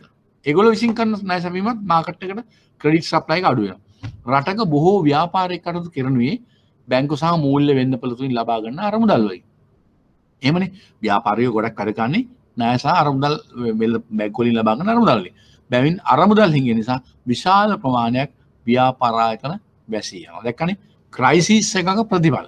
කියන්නේ බැංකින් ක්‍රයිසිස් එකක්, ලික්විඩිටි ක්‍රයිසිස් එකක්, ඒක බැංකින් ක්‍රයිසිස් එකක් කියලා. ඊට පස්සේ ඒක කොහොමද ආර්ථිකයට බලපාන්නේ? ව්‍යාපාර ආයතන වැහෙනවා. අරමුදල් හිඟ වෙනවා. ආයෝජකයෝ මුදල් ආයෝජනය කරන්න කැමති වෙන්නේ නැහැ. එවැනි කාරණා තමයි ඔය කතා කරන්නේ. දෙවෙනි කාරණේ මූල්‍ය ආයෝජකයන්ට අලාභ සිදු වෙනවා. කියන්නේ ෆයිනෑන්ෂල් ඉන්වෙස්ටර්ස් වල ලොසස් වෙනවා. ආයෝජකයන්ගේ තැන්පතු අහිමි වීම සහ ආයෝජන සුරකුම් මිල පහළ යනවා. මම කියන්නේ මිල මට්ටම් වත්කම් වල බ්ලාස්ට් එකෙන් පස්සේ බබල් බ්ලාස්ට් එක පහළ යන නිසා ප්‍රාග්ධන අලාභ කැපිටල් ලොසස් තුලින් ආයෝජකයන්ට මූල්‍ය අලාභ ඇති වෙනවා. එතකොට ඔන්න තව ප්‍රතිඵලයක්. ඊළඟට ව්‍යාපාර ආයතන වැසී යාම නිසා ව්‍යාපාරික ආයතන වැසී යාම නිසා රටේ ආර්ථික අවපාතයක් ඉකොනොමික් ඩවුන්ටර්න් ඕ රිසෙෂන් ඇති වෙනවා. ලෝක මූල්‍ය අර්බුදයෙන් ඒක උනා. ගොඩාක් ලෝක ව්‍යාපාරික ආයතන වැසිලා ගියා. ඒ කියන්නේ මේ ලෝක මූල්‍ය අර්බුදේ කාලේ. දැන් මේ කොවිඩ් එකනොත් ඒ වගේ තත්ත්වයක් තියෙනවා. අපි ඒක වෙනම සාකච්ඡා කරන්න ඕන. මම කියුවේ මේක කතා කරලා එක් කතා කරන්න ඕන. ලෝකෙට වෙන බලපෑම, ලංකාවට බලපෑම. ඒතර මේකත් එක්ක ආර්ථික අවපාතයක්, ඉකොනොමික් ඩවුන්ටර්න්. එහෙම නැත්නම් රිසෙෂන් එකක් ඇති වෙනවා. මේදී ආර්ථික වර්ධනය පහළ යනවා. එතකොට ආර්ථික ක්‍රියාකාරකම් අඩු වෙනවා කියන්නේ ආර්ථික වර්ධනය පහළ යනවා. එතකොට හෝ ඍණ ආර්ථික වර්ධනයක් ඇති වෙනවා. අනිවාර්යයෙන්ම ආර්ථික වර්ධනය ඍණ වෙනවා. එමගින් රටේ ඒක පුද්ගල ආදායම අඩු වෙන අතර සේවා වියුක්තිය ඉහළ යනවා. ඒක පුද්ගල ආදායම අඩු වෙනවා. per capita income එක අඩු වෙනවා. සේවා වියුක්තිය රැකියා විධේයතාවය ඉහළ යනවා.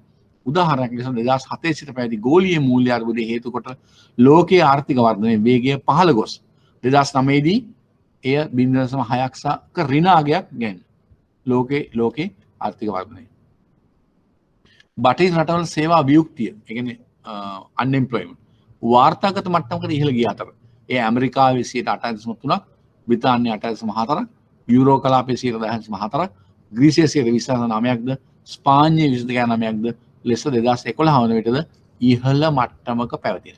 දැන් මෙවැනි තත්ත්වයක් නැවත දැන් ආයි මේ කොවිඩ් එක්ක අපිට ඇති වෙන්න පුළුවන්. අර්බුදකාරී මොකද ආර්ථික විශ්ලේෂකයෝ කියලා තියෙනවා 2008 අපි මේ කතා කරන ගෝලීය අර්බුදයට වඩා ලොකු බලපෑමක් කොවිඩ් වසංගතයේ ලෝක ආර්ථිකයටත් ලෝකෙටත් ඇති කරයි කියලා මේ තත්ත්වය. ඒ නිසා අපි වෙන මේක කතා කරන්න ඕන. මේක අපි ඉස්සෙල්ලා තේරුම් අරන් ඉන්න ඔය විදිහට සේවා වියුක්තිය ඉහළ ගියා ඒ රටවල් වල. එතකොට ආයෝජන අලාභ ඉන්වෙස්ට්මන්ට් ලොසස් ආදායම අඩුවීම සහ ඉහළ සේවා වියුක්තිය ඔන්න කාරණා එකට බැඳිච්ච දේවල්නේ. ආයෝජනකයන්ගේ අලාභ ඇති වෙනවා, රටේ ආදායම් මට්ටම පහළ යනවා, per capita income අඩු වෙනවා, සේවා වියුක්තිය ඉහළ යනවා, රටේ පාරිභෝජික ඉල්ලුම පහළ යනවා. අනිවාර්යයෙන්ම කන්සම්ප්ෂන් එක පහළ යනවා. ඒ ඩිමාන්ඩ් එක අඩු වෙනවා. මෙය ආර්ථික අවපාතය වැඩි කිරීමට හේතු වුණා. අපේ ඒ කාලේ ඔයගලන්ට මතකද දන්නේ නැහැ. ඔයගොල්ලෝ අහලා බලන්න තේ මිල, රබර් මිල ආදී අපේ අපනයනය කරන මූලික ද්‍රව්‍යවල මිල මට්ටම් පහළ ගියා. මොකද ලෝකේ එවැනි රටවලින් ඒවට කරන ඉල්ලුම අඩු වුණා. ඒගොල්ලන්ගේ ආර්ථික කටයුතු වල මේ දුර්වල වීම නිසා මූලික අමුද්‍රව්‍ය රබර් වෙන්න පුළුවන්. තේ බොන තේපාව ඒවට තියෙන ඉල්ලුම ඇඟලුම් වලට ඉල්ලුම අඩු වුණා. ඒවත් එක්ක එවැනි ආයතන වල ලොකු ප්‍රශ්නයකට ආවා. ඒතකොට ඒවා අපිට ඍජු ලෙසම බලපානවා. ඒවා අපිට බලපාන ඊට පස්සේ අපේ ඒ ආයතන ලංකාවේ එවැනි ආයතන ණය අරන් තියෙන ණය ගෙවන්න බැරුව වෙනවා. ඒ වගේ NPL වැඩි වෙනවා. ඉතින් ඔහොමම මේක විෂම චක්‍රයක් විදිහට ලෝකෙ හැමදාම මේ බලපෑම දෙන. මේ ආර්ථික අවපාතය වැඩි කිරීමට හේතු වෙනවා. ඊළඟට ණය පැහැරහැරීම ඉහළ යනවා. මං කිව්වේ NPL වැඩි වෙනවා. සමාගම් සහ පුද්ගලයන්ගේ ආදායම් පහළ යාම නිසා මෙය සිදුවේ. ආදායම අඩු වෙනකොට ඒක වෙනවා. මේ අනුව බැංකු සහ මූල්‍ය ආයතන විසින් ණයකරුවන් විසින් අපසුරකුම් ලෙස තබා ඇති ඉඩම් සහ ගොඩනැගිලි අත්පත් කරනවා. අනිවාර්යෙන් කොලැටරල් වලට තියලා තියෙනවා ඒවා වෙන්දේසි කරනවා. මේ නිසා සමහර ව්‍යාපාරික සමාගම් සහ පවුල් වලට තම ව්‍යාපාරික ස්ථාන නිවාස අහිමි වී යනු ඇත. ඒවා අනිවාර්යෙන් ලොස් වෙනවා ඒගොල්ලන්ට. ඒ වුණා මේ ප්‍රශ්නේ එනවා. ඊළඟට රාජ්‍ය අයවැය හිඟේ. රාජ්‍ය ණය ඉහළ යනවා. අයවැය හිඟේ ණය ඉහළ යනවා. ආර්ථික අවපාතයෙන් නිසා රජයේ බදු ආදායම අඩු වෙනවා. අනිවාර්යෙන් ඒතර ආදායම අඩු වෙනවනේ. එසේම බැංකු සහ මූල්‍ය ආයතන බිඳ වැටීම වැළැක්වීමට අවශ්‍ය ද්‍රව්‍යශීල අරමුදල් රජයේ මුදල් තුලින් සපයන්න වෙනවා. භාණ්ඩාගාරයේ මුදල් සපයන්න වෙනවා. මොකද ලික්විඩිටි ක්‍රයිසිස් එකක් ආවම ඒ අරමුදල් සපයන්න වෙනවා. පාරිභෝගික සහනාධාර සැපිය යුතුයි. ඒ වගේම පාරිභෝගිකයන් පැත්තට යම් සහනාධාර දෙන්න වෙනවා. ඒ විතර රාජ්‍ය වියදම ඉහළ යනවා. ඔය ඔක්කොම කාරණා මත තමයි රාජ්‍ය වියදම ඉහළ යන්නේ. ඇයි? පාරිභෝගිකයන් සහනාධාර දෙන්න ඕන. අර ලික්විඩිටි ක්‍රයිසිස් එකට අරමුදල් සපයන්න ඕන. බිඳ වැටෙන මූල්‍ය ආයතන බේර ගන්න ඕන. ඒ වගේම බදු ආදායම අඩු වෙනවා. අයවැය හිඟේ වැඩි වෙනවා. ඒතකොට මේ ඔක්කොම සමස්තයක් බලම රාජ්‍ය වියදම ඉහළ යනවා.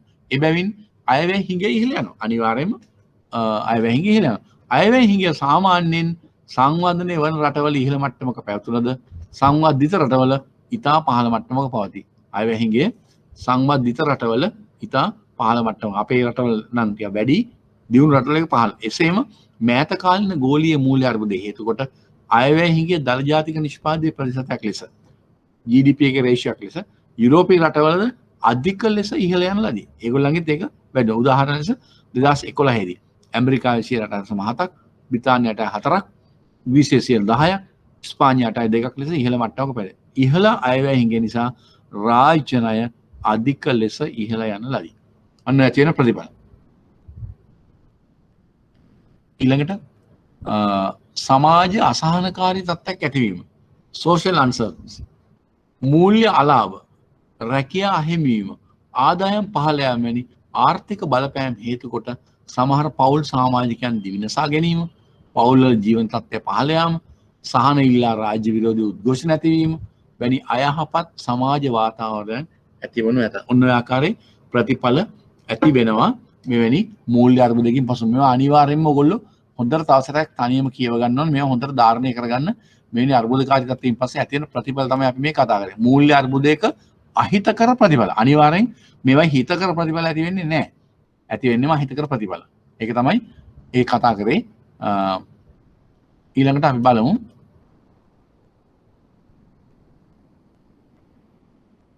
මූල්‍ය අර්බුදයක අහිතකර ප්‍රතිඵල අපි කතා කරේ. ඊළඟට අපි බලමු ඊළඟ කොටස. ඒක තමයි අපි කතා කරන්න හදන්නේ. මූල්‍ය අර්බුද වැළැක්වීමේ සහ විසඳීමේ ක්‍රියාමාර්ගය. මොනවද මේවා වළක්වන්න පුළුවන් විසඳීමේ ක්‍රියාමාර්ග මොනවද? ඒවත් අපි කතා කරන්න අවශ්‍යයි. ඒකත් ඔයගලන්ට වැදගත් වෙනවා. ඒකයි මම දැන් මේ ඒක කතා කරන්න හදන්නේ. දැන් මේ වෙනකන් කතා කරපු ටික ඔයගලන්ට පැහැදිලි නේද? දැන් මේ ප්‍රශ්න කතා කරනකොට තමයි හරියට මේවා තවදුරටත් අපි ප්‍රශ්න කතා කරනකොට මේවා පැහැදිලි වෙනවා තවදුරටත් මේ කතා කරපුවයි වටිනාකම. මේවා හරියනේ ඔක්කොම ක්ලියර් නේද ඔයගලන්ට? Clear right. right. හරි ඕකේ. බලමු මූල්‍ය අර්බුද වැළැක්වීමේ සහ විසඳීමේ ක්‍රියාමාර්ග. කොහොමද ඒවා වෙන්නේ කියලා. අතීතයේදී ඇති වූ විවිධ මූල්‍ය අර්බුද වලින් ලද පාඩම් අනුව මූල්‍ය අර්බුද ඇතිවීම වැළැක්වීම සහ මූල්‍ය අර්බුදයක් ඇති වූ විට විසඳීම සඳහා විවිධ ක්‍රියාමාර්ගයන් බොහෝ රටවල රජයන් විසින් ගනු ඇත. මූල්‍ය අර්බුද ඇතිවීම වැළැක්වීම සහ මූල්‍ය අර්බුදයක් විසඳීම සඳහා ගනු ලබන ක්‍රියාමාර්ග අතර පහත දැක්කෙන ඒවා වැදගත් වෙනවා. ඔන්නවා තමයි වැදගත් වෙන්නේ. මොකද්ද? ඇතිවීම වළක්වන්නත් ඒ වගේ මූල්‍ය අර්බුදයක් විසඳීම සඳහා ගනු ලබන ක්‍රියාමාර්ග අතර පහත් දැක්කෙන ඒවා වැදගත් වෙනවා. මොනවාද? එක අපි එකින් එක බලමු. බැංකු සහ මූල්‍ය ආයතන සහ මූල්‍ය වෙන්න පුළුවන් පිළිබඳ රාජ්‍ය අධීක්ෂණය. ඒ කියන්නේ ගවර්න්මන්ට් රෙගුලේෂන් එක සුපර්විෂන් එක රාජ්‍ය අධීක්ෂණය.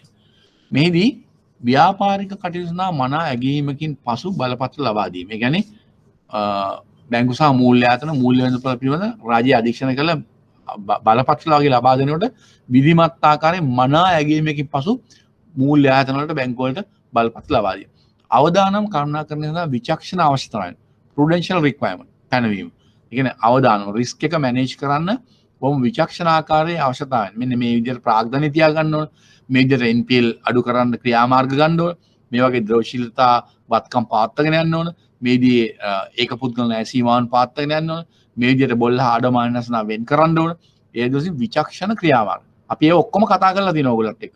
ඒ ලංකාවේ නම් ඒ බැංකු නොවන මූල්‍ය ආයතන වල පනවපු විධාන නියෝග රීතිය අපි ඔක්කොම අන්න ඒ වගේ විචක්ෂණ අවශ්‍යතාවයන් පනවන්න. කාලීන පරීක්ෂණ කිරීම. ඒ කියන්නේ periodical examination. ඒ කියන්නේ on site examination අපි කියන්නේ ඒ ආයතන වලට ගිහිල්ලා පරීක්ෂා කිරීම. කාලීන පරීක්ෂණ කිරීම සහ පූර්ව අනතුරු සංඥා early warning indicators යොදාගෙන ඉන්නේ ඇතිවිය හැකි බැරෑරුම් ප්‍රශ්න විසඳාලීම. ඒ කියන්නේ කලින් යම් දේවල් හොයාගෙන ඒ තොරතුරු හොයාගත්තාම ඒවට අන්තරු රංගීම් කරලා ඒවා වළක්ව ගන්න උපදෙස් දීම. මේ සඳහා රටවල විවිධ අධීක්ෂණ ආයතන රාජ්‍ය ජනපනත් වලින් ඇති කොට ඇත. ඒ කියන්නේ රටවල් වල විවිධ විදිහට අධීක්ෂණ ආයතන තියෙනවා. බැංකු අධීක්ෂණය බැංකු නොවන අපි දන්නවා ලංකාවේ නම් බැංකු අධීක්ෂණ ගන්න ශ්‍රී ලංකා මහා බැංකුවේ බැංකු අධීක්ෂණ දෙපාර්තමේන්තුව තියෙනවා. ඒ වගේ බැංකු නොවන මූල්‍ය ආයතන අධීක්ෂණ. ඒකත් අපි දන්නවා. දැන් ඔයගොල්ලන්ගේ විෂය බැංකු නොවන මූල්‍ය ආයතන විෂය. ඒ සඳහා බැංකු නොවන මූල්‍ය ආයතන අධීක්ෂණ දෙපාර්තමේන්තුවක් තියෙනවා. ඒක අධ්‍යක්ෂවරයෙක් ඉන්නවා. නීතිමය බලතල 2011 අංක 42 දරන පන්ත 2000 අංක 56 දරන පන්ත ආදී වශයෙන් පනත් වලින් ඒ බලය ලැබිලා තියෙනවා. විශේෂයෙන්ම ශුද්ධ මූල්‍ය පන්ත ආදී පනත් වලින් ලැබිලා තියෙනවා. ඊළඟට රක්ෂණ සමාගම අධීක්ෂණය. ඒකටත් දැන් ලංකාවේ රක්ෂණ සමාගම රක්ෂණ නියාමන කමිෂන් සභාව කියලා වෙනම අධීක්ෂණයක් තියෙනවා. ප්‍රාග්ධන වෙළඳපොළ අධීක්ෂණය. ඔයගොල්ලෝ දන්නවා කොටස් වෙළඳපොළ අධීක්ෂණ සුරකුම් භත්තා විනිමය කමිෂන් සභාව මගින් තමයි ඒක කෙරෙන්නේ. ඒකටත් අපි වෙනම සාකච්ඡා කරා ඒ පාඩම් ඔයගොල්ලන්ට මතක ඇති.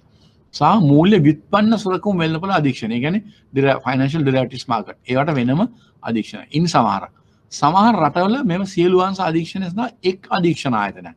කියන්නේ ඉන්ටග්‍රේටඩ් රෙගියුලේටර්. ඒ කියන්නේ ඒකාබද්ධ අධීක්ෂකයෙක්.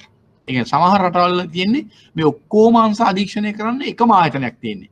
දැන් උදාහරණයක් වශයෙන් සිංගප්පූරුවේ Monetary Authority of Singapore, Hong Kong ඒ වගේ ආයතනවල කරන්නේ ඔක්කොම ඒකාබද්ධව. එකම. දැන් ලංකාවේ සමහර රටවල අධීක්ෂණ ආයතන කීපයක්. ඒ කියන්නේ මල්ටිපල් රෙගියුලේටර්ස්. දැන් ලංකාවේ තියෙන්නේ මල්ටිපල්. දැන් අපි දන්නවා කොටස් වෙළඳපොළට සුරකුම් භත්තා විනිමය කමිෂන් සභාව. රක්ෂණ වලට රක්ෂණ නියාමන අධිකාරී. බැංකු මූල්‍ය ආයතන වලට ශ්‍රී ලංකා මහා බැංකුව. ඒ වගේම ආයෝජන අරමුදල් වලට විශ්‍රාම අරමුදල් වලට කම්කරු කොමසාරිස්වරයා. ඒ වගේම සමුපකාර හා ග්‍රාමීය බැංකුව ඒවට සමුපකාර සංවර්ධන කොමසාරිස් ඒ ආදී වශයෙන් අපේ මල්ටිපල් රෙගියුලේටර්ස්ලා කීප දෙනෙක්ම ඉන්නවා. එහෙම වර්ග තියෙනවා. ඕක තමයි කියන්නේ. ඉන්ටර්ග්‍රේටඩ් රෙගියුලේටර්ස් සිස්ටම් තියෙනවා සමහර රටවල මල්ටිපල් රෙගියුලේටර් සිස්ටම්. මෙසේ අධීක්ෂණය තුලින් බැංකු සහ මූල්‍ය ආයතනවල සහ මූල්‍ය වෙළඳපළවල මනා ක්‍රියාකාරීත්වය පවත්වාගෙන යාම. ඒ හරහා මේ මනා ක්‍රියාකාරීත්වය පවත්වාගෙන යන්න පුළුවන්. පවත්වාගෙන යාමත් එමගින් රටේ මූල්‍ය ස්ථායීතාවය බලාපොරොත්තු වෙයි. එහෙත් මෙම අධීක්ෂණය තුලින් කිසිම බැංකුව මූල්‍ය ආයතනයක් හෝ වෙළඳපළක් වල ආයෝජකයෙක් බිඳවැටීමක් නොවන බවට ආරක්ෂණයක් අධීක්ෂණය විසින් සිදු නොකරේ. ඒ කියන්නේ එහෙම සිකියුරිටි එකක් දෙන්නේ නැහැ අධීක්ෂණය කරපමණින් මේවා බිඳවැටෙන්නේ නැහැ කියලා. ඒ නිසා ඒවයින් මනා ලෙස උන්ට මඟ පෙන්වීම කරමින් මනා ලෙස උන් කළමනාකරණය අවදානම් කළමනා කරන්න උපදෙස් දෙමින් ඒ දේවල් කරනවා මිසක් කරාට කිසි එවැනි ආයතනයක් මොනම හේතුවක් නිසා බිඳවැටෙන්නේ නැහැ කියලා කියන්න බෑ. අවදානම් සහිත ආයතන හෝ ආයෝජන බිඳවැටී යාම සිදු විය හැකියි. එවැනි අවස්ථාවකට අවදානම් සහිත ආයෝජන තිබුණොත් ඒවා බිඳවැටෙන්න ආයෝජන බිඳවැටෙන්න පුළුවන්. එහෙත් මූල්‍ය අස්ථායීතාවයක් ඇති විය හැකි පරිදි එවැනි බිඳවැටීම් ඇතිවීම වැළැක්වීම අධීක්ෂණයේ යුතුයකම සහ වාක්‍යම මූල්‍ය අස්ථායීතාවයක් ඇති වෙන එක වළක්වන එක අනිවාර්යෙන් අධීක්ෂකවලගේ යුතුයකමක් හා වගකීමක් වෙනවා. ඒක ඔයගොල්ලෝ තේරුම් ගැනීම අවශ්‍යයි. තැන්පතු රක්ෂණ සහ ආයෝජන ආරක්ෂණ අරමුදල්. මේක අපි ඩිපොසිට් ඉන්ෂුරන්ස් ස්කීම් එක ගැන ටිකක් කතා කරලා තියෙනවා. ලංකාවේ තියෙනවා. ඒ වගේ ඒක තව ක්‍රමයක්. මේ අරමුදල් වලට විසඳුම හොයන තව ක්‍රමයක්. තැන්පතු රක්ෂණ සහ ආයෝජන ආරක්ෂණ අරමුදල්. තැන්පතු රක්ෂණ මගින් එයට ආවරණය වී ඇති බැංකු සහ මූල්‍ය ආයතන වැසී යාමකදී උපරිම මුදලකට එරත්ව තැන්පතු වගකීම් ආපසු ගෙවනවා. අපි දන්නවා ලංකාවේ තැන්පතු රක්ෂණ ක්‍රමය ලක්ෂ 6 දක්වා දැන් ආපසු ගන්න පුළුවන්. තැන්පතු රක්ෂණය ඒකට ශ්‍රී ලංකා මහා බැංකුවේ ඒ අදාළ අංශයට තැන්පතු රක්ෂණ වගකීමට අදාළ වාරික ගෙවලා ඒ මූල්‍ය ආයතන බැංකු මුදල් සමාගම් මේක ඒ ආවරණය ලබාගෙන තිනවා. එම සෑම ආයතනයක්ම තම තැන්පතු වගකීම් වෙනුවෙන් නියමිත රක්ෂණ වාරිකයක් තැන්පතු රක්ෂණ ආයතනයට ගෙවිය යුතුයි. ඒක අපි දන්නවා. තැන්පතු රක්ෂණ ආයතනය විශේෂිත රාජ්‍ය ආයතනයක් වනු ඇත. අපේ ලං මහා බැංකුවේ යටතේ පවතින්නේ එන්ෆෝර්ස්මන්ට් ඩිපාර්ට්මන්ට් එකේ රෙසොලූෂන් and එන්ෆෝර්ස්මන්ට් ඩිපාර්ට්මන්ට් යටතේ තියෙන වෙනම ඩිවිෂන් එකක් තැන්පතු රක්ෂණ ක්‍රමය. තැන්පතු රක්ෂණය මගින් විශේෂයෙන් කුඩා තැන්පතු හිමියන් ආරක්ෂා වන අතර අන්න ඒක වෙන කාරණා පර්පස් එක කියනවා. කුඩා තැන්පත් හිමියන් ආරක්ෂා වන අතර බැංකු සහ මූල්‍ය ආයතන පිළිබඳ විශ්වාසය ඇති කිරීමට හේතු වෙනවා. එනේ පොඩි තැන්පත් කරුණ ආරක්ෂා වෙනකොට ඒගොල්ලන්ට විශ්වාසයක් ඇති වෙනවා මූල්‍ය ආයතන එක ගන්දනු කරා. යම්කිසි බැංකු අර්බුදයකදී එවන තැන්පතු හිමියන්ට කලබල වී තම මුදල් ඉල්ලා බැංකුවට පැමිණීමේ අවස්ථාවක් නොමැති බැවින් බැංකු චකිත ඇතිවීම අඩු කරනවා. ඒගොල්ලෝ දන්නවා එහෙම වුණත් ඒවන ඉන්ෂුරන්ස්යෙන් ක්ලේම් කරන්න පුළුවන් කියලා. මූල්‍ය වෙළඳපොලේ ආයෝජකයන්ට තරවුකාර ආයතන බිඳී යාමෙන් ඇති විය හැකි හානි පූර්ණය සඳහාද යම් ආයෝජන ආරක්ෂණ අරමුදල් අදාළ අධීක්ෂණ ආයතන විසින් පවත්වාගෙන යනු ඇත. එවැනි අවස්ථාවක එවැනි ආයතන පවත්වාගෙන යනවා. ඊළඟට අවසාන ණය දෙන්න. ඔය දන්නවා lend of last resort. ඒක අපි දන්නවා මහා බැංකුව තමයි කරන්නේ වෙළඳපොලින් අරමුදල් ලබා ගැනීමට අපහසු අවස්ථාවක බැංකුවකට ද්‍රවශීලී අවස්ථා සඳහා මහා බැංකුවෙන් ක්ෂණික ණය ලබා ගැනීම සඳහා සපයන මූල්‍ය පහසුකම මේක. දන්නවා lend of last resort අවසන් ණය දෙන්න. මෙම පහසුකම සාමාන්‍යයෙන් බංකොලොත් බංකොලොත් වෙන්න බෑ. එහෙත් ද්‍රවශීල ප්‍රශ්න වලට මුහුණ දෙන බැංකු වලට ලබා දෙනවා. අන්න එක මේක තේරුම් ගන්න ඕනේ තමයි අවසන් ණය දෙන්න වශයෙන් ක්‍රියා කරන්නේ බංකොලොත් ආයතන වලට මුදල් ලබා දෙන්න නෙමෙයි. නමුත් ද්‍රවශීල ප්‍රශ්න වලට මුහුණ දෙන ආයතන වලකින් ගොඩ එන්න මහා බැංකුව උදව් කරනවා. මහා බැංකුවේ අභිමතය පරිදි අපසුරකුන් සහ පොලියක් මත මෙම ණය ඉතා කෙටි කාලින පදනම් මත ලබා දෙනවා. තැන්පතු හිමියන් මුදල් ඉල්ලා සිටි බැංකු අර්බුදයක් පවතින අවස්ථාවක් ගන්දරුකාර විශ්වාසය ගොඩනැංවීමට මෙම මහා බැංකු ණය ඉතා වැදගත් වෙනවා. අපි කතා කරපු අර්බුදයක් අවස්ථාවල. වත්මන් ලෝකයේ බොහෝ විශාල සහ කුඩා බැංකු මෙම අවසාන ණය දෙන්නාගේ සේවය නිසා ආරක්ෂා වී ඇත. මෙසේ ණය ලබා දීම බැංකු බේරා ගැනීම බේලිං අවුට් ලෙස හැඳින්වේ. බැංකු බේරා ගැනීම මෙසේ ණය ලබා දීම බැංකු බේරා ගැනීම බේලිං අවුට් කියලා කියනවා. මේක මතක තියාගන්න. මේ වගේ ලකුණු දෙකකට කුඩා ප්‍රශ්න මම දැක්ක අහලා තියෙන ප්‍රශ්න. බේලිං අවුට් කියන්නේ මොනවද කියලා. ඒතකොට මේක තමයි බේලිං අවුට් කියන්නේ. ඒක මතක තියාගන්න අවශ්‍යයි. ඊළඟට බැංකු අර්බුදයක් පවතින අවස්ථාවක බැංකුවල තැන්පතු ණයකර ආයෝජන සහ ගනුදෙනුකරුවන්ට අනුමත වී ඇති ණය පිළිබඳ රාජ්‍ය පොදු අපසහතියක් රජය විසින් පොදුවේ අපසහතිකයක් ලබා දෙනවා මොනවාද අර්බුදයක් පවතින අවස්ථාවක බැංකුවල තැන්පතු ණය කර ආයෝජන සහ ගන්දනුකරුවන්ට අනුමත වී ඇති ණය පිළිබඳ රාජ්‍ය පොදු අපසහතික ලබා දීම. මේ නිසා ගන්දනුකරුවන්ගේ බිය නැති වී බැංකු ක්‍රමය පිළිබඳ විශ්වාසයක් ඇති වෙනවා. ඒ වගේම මෙවැනි රාජ්‍ය අප ලබා දෙන විට බැංකු චකිත ඉවත් වී බැංකු වලට ව්‍යාපාරික ගනුදෙනු කරගෙන යාමට පහසුකමක් ඇති වෙනවා. බැංකු අර්බුද අවසන් වූ පසු මෙම ඇපය ඉවත් කරනවා. ඒක තමයි මේකේ කෙරෙන්නේ. ඒ වගේම හොඳට මතක තියාගන්න ඕනේ මේ වගේ තැන් වලින් ප්‍රශ්න අහන්න පුළුවන්. බැංකු පාලනයට රජයේ මැදිහත් වීම. ඔන්න තව විසඳුම් විදියක්. බැංකු වල පාලනයට කෙලින්ම රජය සාමාන්‍ය බැංකු පාලනය වෙනම අධ්‍යක්ෂ මණ්ඩලයක් මගින් ස්වාධීනව කරනවා. නීතිමය තත්ත්වය ලංකාවේ නම් බැංකු පනත මගින් ලබා දී සිටින බලය ප්‍රකාරව ශ්‍රී ලංකා මහා බැංකුව නියාමනය ආදේශනය කරනවා. නමුත් සමහර අවස්ථාවල විශේෂ අවස්ථාවල අර්බුදකාරී අවස්ථාවල විසඳින්න බැංකු පාලනයට රජයේ මැදිහත් වීම වෙනවා. බලමු කොහොමද වෙන්නේ කියලා. මේදී ක්‍රම කීපයක් අනුගමනය කරනවා. බැංකුවක ද්‍රව්‍යශීල අර්බුද සැපීම සඳහා රජය විසින් ණය කර හෝ කොටස් ලෙස ආයෝජනය කොට බැංකුවල මූල්‍ය තත්ත්වය ප්‍රකෘතිමත් කරනවා. ඔන්න එක විදියක්. රජය මැදිහත් වෙන එක විදියක් කොහොමද? බැංකුවක ද්‍රව්‍යශීල අරමුදල් සැපීම සඳහා රජය විසින් ණය කර හෝ කොටස් වල ආයෝජනය කරනවා. රජයේ මුදල්, මහා භාණ්ඩාගාරයේ මුදල් ඒ ආයතනවල බැංකුවල කොටස් වල හෝ ණය කරවල ආයෝජනය කරලා බැංකුවල මූල්‍ය තත්ත්වය ශක්තිමත් කරනවා. එක. බැංකු කොටස්හි මුදල් ආයෝජනය කිරීමේදී රජය එම බැංකුවේ කොටස් හිමියෙකු බවට පත් වෙනවා. ඒක රජය තමයි මිලදී ගන්න. එමගින් බැංකුව පිළිබඳ මහජන විශ්වාසය ගොඩනැගෙනවා. බැංකුවල අවදානම්කාරී සහ ආදායම් නොලබන වත්කම් ඇපේට තබාගෙන රජය විසින් බැංකුවලට ණය දීම තවත් ක්‍රමයක්. ඔන්න දෙවෙනි ක්‍රමය. කෙලින්ම ආයෝජනය කරනවා. නැත්නම් ඒගොල්ලන්ගේ අවදානම්කාරී ආදායම් නොලබන වත්කම් ඇපේට තියාගෙන රජය විසින් බැංකුවලට ණය දෙනවා. දෙවෙනි ක්‍රමය. ඇමරිකාවේ මෙසේ 2008-2009 කාලය තුල ඩොලර් බිලියන 700ක් පමණ වෙන්කොට ණය ක්‍රමයක්. ඒ වගේම TARF කියලා කියන්නේ ඒ කියන්නේ ඒකට කෙටින් කියන්නේ ක්‍රියාත්මක කරා. බැංකු සතු හොඳ වෙළඳපළක් නොමැති සුරකුම් පත්‍ර ලබාගෙන ඒ වෙනුවට වෙළඳාම් කළේ රාජ්‍ය සුරකුම් පත් මහ බැංකුව විසින් ලබා දීම බැංකුව වලට අරමුදල් සපයන තවත් ක්‍රමයක්. ඔන්න ක්‍රම දැන් තුනක් කිව්වා. කෙලින්ම ආයෝජනය කරන කොටස් ණය කරවල අප ඒගොල්ලන්ට ආදායම් ලැබෙන වත්කම් හා අවදානම් වත්කම් අපේට තියාගෙන දෙනවා. ඒ වගේම අනිත් එක තමයි ඒගොල්ලන්ගේ හොඳ වෙළඳපළක් නොමැති සුරකුම් පත් ලබාගෙන ඒ වෙනුවට වෙළඳාම් කළ හැකි රාජ්‍ය සුරකුම් පත් මත බැංකුව විසින් ලබා දී බැංකුව වලට අරමුදල් සපයන තව ක්‍රමයක්. මේවා යම් නියමිත කාලයක් සඳහා වූ සුරකුම් හුවමාරු security swaps ලෙස ක්‍රියාත්මක කෙරේ.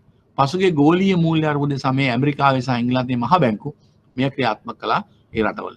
මීට අමතරව අර්බුදයට පත් වී ඇති බැංකු රජයේ පාලනයට පත් කර ගැනීම තවත් ක්‍රමයක්. මේ පසුගිය ගෝලීය මූල්‍ය අර්බුද සමයේ එංගලන්තය විසින් සිදු කරන ලදී. මෙය తాවකාලික බැංකු ජනසතු කිරීම. ඒක తాවකාලිකවයි කරන්නේ අර්බුදයේ අවසන් වන තෙක්. ඔන්න ඒ ආකාරයට බැංකු පාලනයට රජය මැදිහත් වෙන්න පුළුවන්. මූල්‍ය ස්ථායිතා ක්‍රමවේදයෙන් ක්‍රියාත්මක කිරීම. මේ බොහෝ රටවල මහා බැංකුව විසින් ක්‍රියාත්මක කරනවා. මූල්‍ය ස්ථායිතා ක්‍රම මොනවාද? මේදී මූල්‍යාංශයට සම්බන්ධ ඉහළ පෙළේ නිලධාරීන් ඇතුළත් මූල්‍ය ස්ථායිතා සභාවක් Financial Stability Committee ක්‍රියාත්මක කිරීම. ඒ තුලින් මූල්‍ය ස්ථායිතා වාර්තාවක් Financial Stability Report මහජනයාට නිකුත් කිරීමක් කරනවා. එතකොට මූල්‍ය ස්ථායිතා සභාවේ මූලික ක්‍රියාවලිය වනුයේ මූල්‍ය ක්‍රමයට නුදුරු අනාගතයේ ඇතිවිය හැකි ප්‍රශ්න හෝ අස්ථායිතා පිළිබඳ අධ්‍යයනය කොට ඒ සඳහා අවශ්‍ය ප්‍රතිපත්ති යෝජනා කිරීම.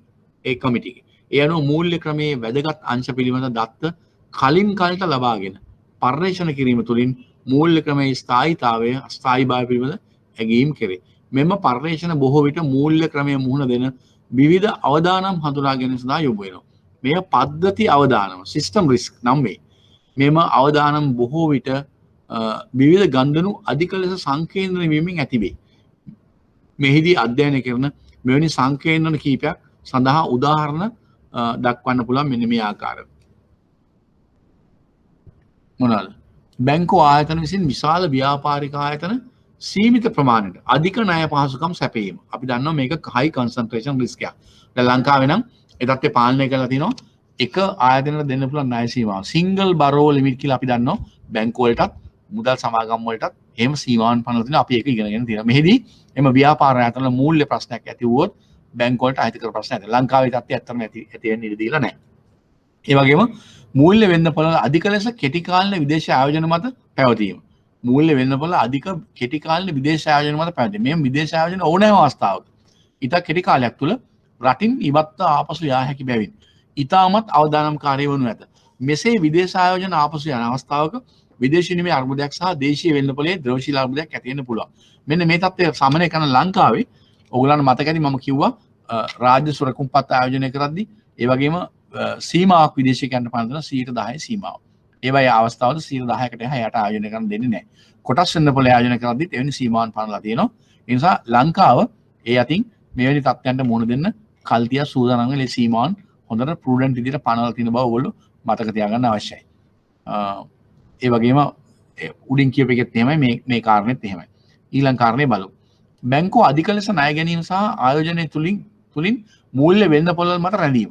බැංකුව අධික ලෙස ණය ගැනීම සහ ආයෝජනය තුලින් මූල්‍ය වෙළඳපොළ මත රැඳෙනවා. බැංකුව ඇත්තටම බැංකුවල ක්‍රියාත්මක වෙන්න ඕන තැන්පත් ලබා ගැනීම හා ණය දීම. ගොඩක් වෙලාවට තැන්පත් සහ වෙනත් ඒගොල්ලෝ ප්‍රාග්ධනය හා අනිත් අරමුදල් සම්පාදන මාර්ග වලින් ඒගොල්ලෝ ලාභ ලබන තැන්වල ආයෝජනය කිරීම.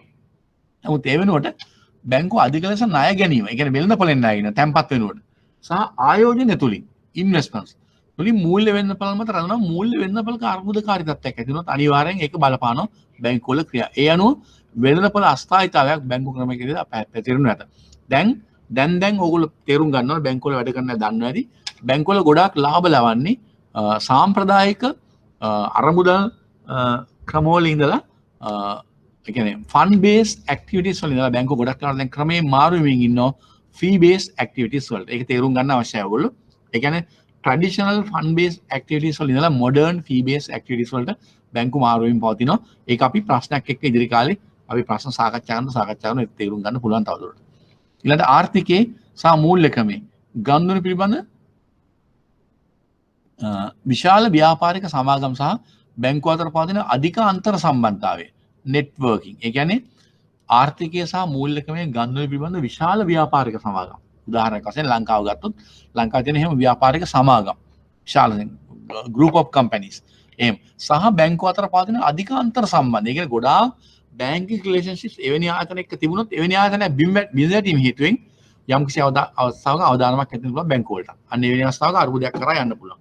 එවැනි තත්ත්වයන් පාලනය කරන්න පියවර ගැනීම අවශ්‍යයි. ඒවා පැතිරෙන්නේ නැති වෙන්න. එන්න විශාල සමූහ මූල්‍ය ආයතන. ඒ කියන්නේ සමූහ මූල්‍ය ආයතන ෆයිනෑන්ෂල් ඒ කියන්නේ ඒක ආබද්ධලා තියෙනවා. ඒතකොට පැවතීම බැංකු රක්ෂණ සහ සුරකුම් වෙළඳාම යන සියලු මූල්‍ය ව්‍යාපාරිකකට යම් මූල්‍ය ආයතනයක් හෝ මූල්‍ය සමූහයක් ගෲපයක් විසින් සිදු කරාම මෙම ආයතන ඉතා පහසුවෙන් මූල්‍ය අර්බුදයන් ලක් වෙන්න පුළුවන් නිසා මූල්‍ය ස්ථායීතාවයට බලපෑම ඇති ගන්න පුළුවන්. ඒ නිසා තමයි ගොඩක් වෙලාවට දැන් ලංකාවේ නම් බැංකු වලට රක්ෂණ කටයුතු කරන්න බෑ. රක්ෂණ කටයුතු වෙනම පවත්වාගෙන යන්න ඕන. ඒ වගේ මූල්‍ය සමාගම් වලට ඒ මූල්‍ය සමාගම් වල ගනුදෙනු වලින් බැහැරව වෙනත් ගනුදෙනු කරන්න ඉඩ දෙන්නේ නැහැ. අපි මේ විධාන පනවලා තියෙනවා. ඔයගොල්ලෝ මතකද අපි ඒවා කතා කරා. අන්න ඒ වගේ එතකොට මූල්‍ය ස්ථායී වාර්තාව තුලින් රටේ මූල්‍ය ක්‍රම අර කියන මූල්‍ය ස්ටැබිලිටි කමිටි මූල්‍ය ක්‍රමය පිළිබඳ තොරතුරු මහජනතාවට නිකුත් කරනවා. කලින් කාලේ රටේ මූල්‍ය ආයතන, මූල්‍ය වෙළඳපොළවල්, මූල්‍ය ගනුදෙනු සඳහා පවතින යටිතල පහසුකම්, දේශීය ආර්ථික පසුබිම සහ ජාත්‍යන්තර ආර්ථික සහ මූල්‍ය ප්‍රවණතාවයන් පිළිබඳ විග්‍රහාත්මක තොරතුරු ඇතුළත් වෙනවා. මෙම තොරතුරු මගින් මූල්‍ය ක්‍රමයේ කෙරෙහි ඇතිවිය හැකි අවදානම් පිළිබඳ සෑහෙන ඇගීමක් කොට තම ගනුදෙනු ආරක්ෂාකාරීව පවත්වාගෙන යාමට කටයුතු කිරීමට මහජනතාවට උදව් වෙනවා. මේ ලංකාවේ නම් ෆයිනෑන්ෂල් ස්ටැබිලිටි කමිටි එකක් තියෙනවා. ඒ වගේම වෙනම ශ්‍රී ලංකා මහා බැංකුවේ වෙනම දෙපාර්තමේන්තුවක් මූල්‍ය ක්‍රමයේ මේ ස්ථායීතාවය සම්බන්ධව මේවා අධ්‍යයනය කරන වෙනම පිහිටවල තියෙනවා. ඒක ඕගොල්ලන්ට මහා බැංකුව වාර්ෂික වාර්තාව පරිශීලනය කරලා ඉගෙන ගන්න පුළුවන්. සමහරට ඕගොල්ලන්ගේ ඉදිරි ඩිප්ලෝමා ස්ටේජ් එකේ විෂයන්ගේ මේවා දීර්ඝව ඕගොල්ලන්ට සාකච්ඡා කරන්න පුළුවන්. ඒක තමයි ඒකදී අපිට කතා කරන්න තියෙන පද්ධති අවදානම් අධීක්ෂණය.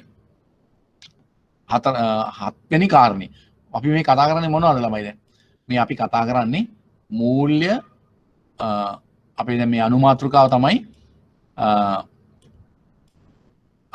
තමයි මූල්‍ය අර්බුදයක් වැළැක්වීම සහ විසඳීමේ ක්‍රියාමාර්ග. දැන් ඔයගොල්ලන්ට ප්‍රශ්න එන්න පුළුවන් සමහරට මූල්‍ය අර්බුද ආශ්‍රයෙන් ප්‍රශ්නයක් අහුවොත් කිසියම් අවස්ථාවක අතීත අත්දැකීම් අනුව වෙන්න පුළුවන් අනාගතයේ මූල්‍ය අර්බුදයක් ඇති වෙනවා. මූල්‍ය අර්බුද වැළැක්වීම සහ විසඳීමේ ක්‍රියාමාර්ග හැටියට ගත යුතු දේවල් මොනවද කියලා කෙටියෙන් සාකච්ඡා කරනකොට ඔන්න ඒක අපි කතා මේ වෙනකන් කතා කරපු කාරණා තව තියෙනවා කතා කරන්න අවශ්‍යයි. අපි දැන් කතා කරා කාරණා කීපයක් කතා කරලා අපි ආවේ 7 වෙනි කාරණේ ළඟට නේද?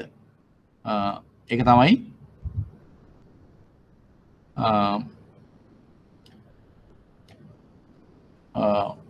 sorry ඉන්න පොඩ්ඩක්.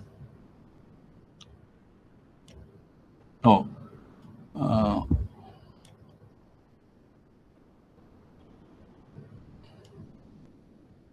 අපි දැන් කතා කරේ මේ මෙතනට නිකන් අපි කතා කරා.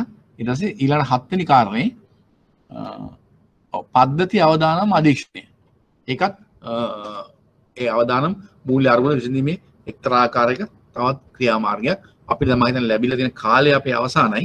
වෙලාව 3යි. ඒ නිසා අපිට මේ මම කිව්වේ මේ පාඩම අපිට දවසෙන් කරන්න බෑ. අපි ඊළඟ දවසට මේ පාඩම යනවා. ඊටු ටික ඕගොල්ලෝ අපි ඊළඟ දවස් සාකච්ඡා කරමු. ඊට පස්සෙම අපි මේකත් ඉවර කරලා මේක මේ අර්බුදේ ලංකාවට බලපෑම ආකාරයට අපි කතා කළාම ඉදිරි දවස් කීපයක් අපිට තව කතා කරන්න වෙනවා. ප්‍රශ්න මොඩල් ආන්සර්ස් එක කතා කරන්න පුළුවන්. අපි එදා නතර කරපු තැනින් අපි කතා කරන්න පටන් ගත්තේ ප්‍රශ්න පත්‍ර 2015 මාර්තු ප්‍රශ්න පත්‍රයේ මම හිතන්නේ ප්‍රශ්න කීපයක් මම කතා කරා. ප්‍රශ්න 3ක් හෝ 4ක් කතා කරා. එතන නතර කරපු තැන ඉඳලා අපි ඉස්සරහට ප්‍රශ්න කතා කරමු. මොඩල් ආන්සර්ස් එක මේ පාඩමත් තව පාඩම් කීපයක් තියෙන එක ඉවර කරලා අපිට කතා කරන්න වෙන්නේ. එනකොට මේ වෙනකෙක් අපි ප්‍රධාන දේවල් ඔක්කොම කතා කරලා තියෙනවා. තව පාඩම් කීපයක් අපිට කතා කරන්න ඉතුරුලා තියෙනවා. දැන් මට කියන්න මේ වෙනකන් අපි කතා කරපුවා අද දවසේ මේ වෙනතේ කතා කරමු මේ මූල්‍ය ස්ථායීතාවය. තාම ගෝලීය මූල්‍ය අර්බුදේ පාඩමට ආවේ නැහැ. තාම මූල්‍ය ස්ථායීතාවය සහ කතා කරන මූල්‍ය අර්බුදයන් ගැන. ඒ ගැන පැහැදිලිමක් ඔයගලන්ට කොහොමද තත්ත්වය? ඔයගලන්ට පැහැදිලිද දැන්? ඒක ක්ලියර්ද? මේ වෙනතේ කතා කරපු කාරණා ක්ලියර්ද? ක්ලියර් රයිට් ඕකේ. ඒ වගේම දැන් කී දෙනෙක් ගාව මේ පන්තිය සම්බන්ධ වෙන ඔන්ලයින් සම්බන්ධ වෙන කී දෙනෙක් ගාව මොඩල් ආන්සර්ස් තියෙනවද? පුළුවන් තරම් මොඩල් ආන්සර්ස් එකතු කරගන්න අපි ඒවා ඉක්මනට සාකච්ඡා කරනවා ඉදිරි සතිවල. මොඩල් ආන්සර්ස් ඒවයි අවශ්‍ය කරන ප්‍රධානම මාතෘකාවලට සම්බන්ධ ප්‍රශ්න කතා කරනවා. මොඩල් ආන්සර්ස් තියෙනවා. ඔක්කොම හරි. thank you. okay. ඊළඟට ආයි මතක් කරනවා ඔයගොල්ලන්ට සියලුම දෙනාට රිවිෂන් ක්ලාස් එක කැමති කෙනෙකුට සම්බන්ධ වෙන්න පුළුවන්. ඔක්තෝබර් 4 වෙනි ඉරිදා උදේ 8 සිට සවස් 4:04 දක්වා පවත්වනවා. ඒකට මම හිතන්නේ වෙනම ගෙවන්න වෙනවා. ඔයගොල්ලන් කැමති නම් ඔන්ලයින් ක්ලාස් එකට ඉන්ස්ටිටියුට් එකට එන්න පුළුවන්.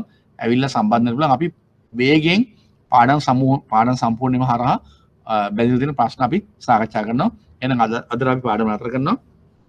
ලබන සතියේ ඊට ටික නතර කරගෙන පටන් ගන්න පුළුවන්. right. එහෙනම් thank you.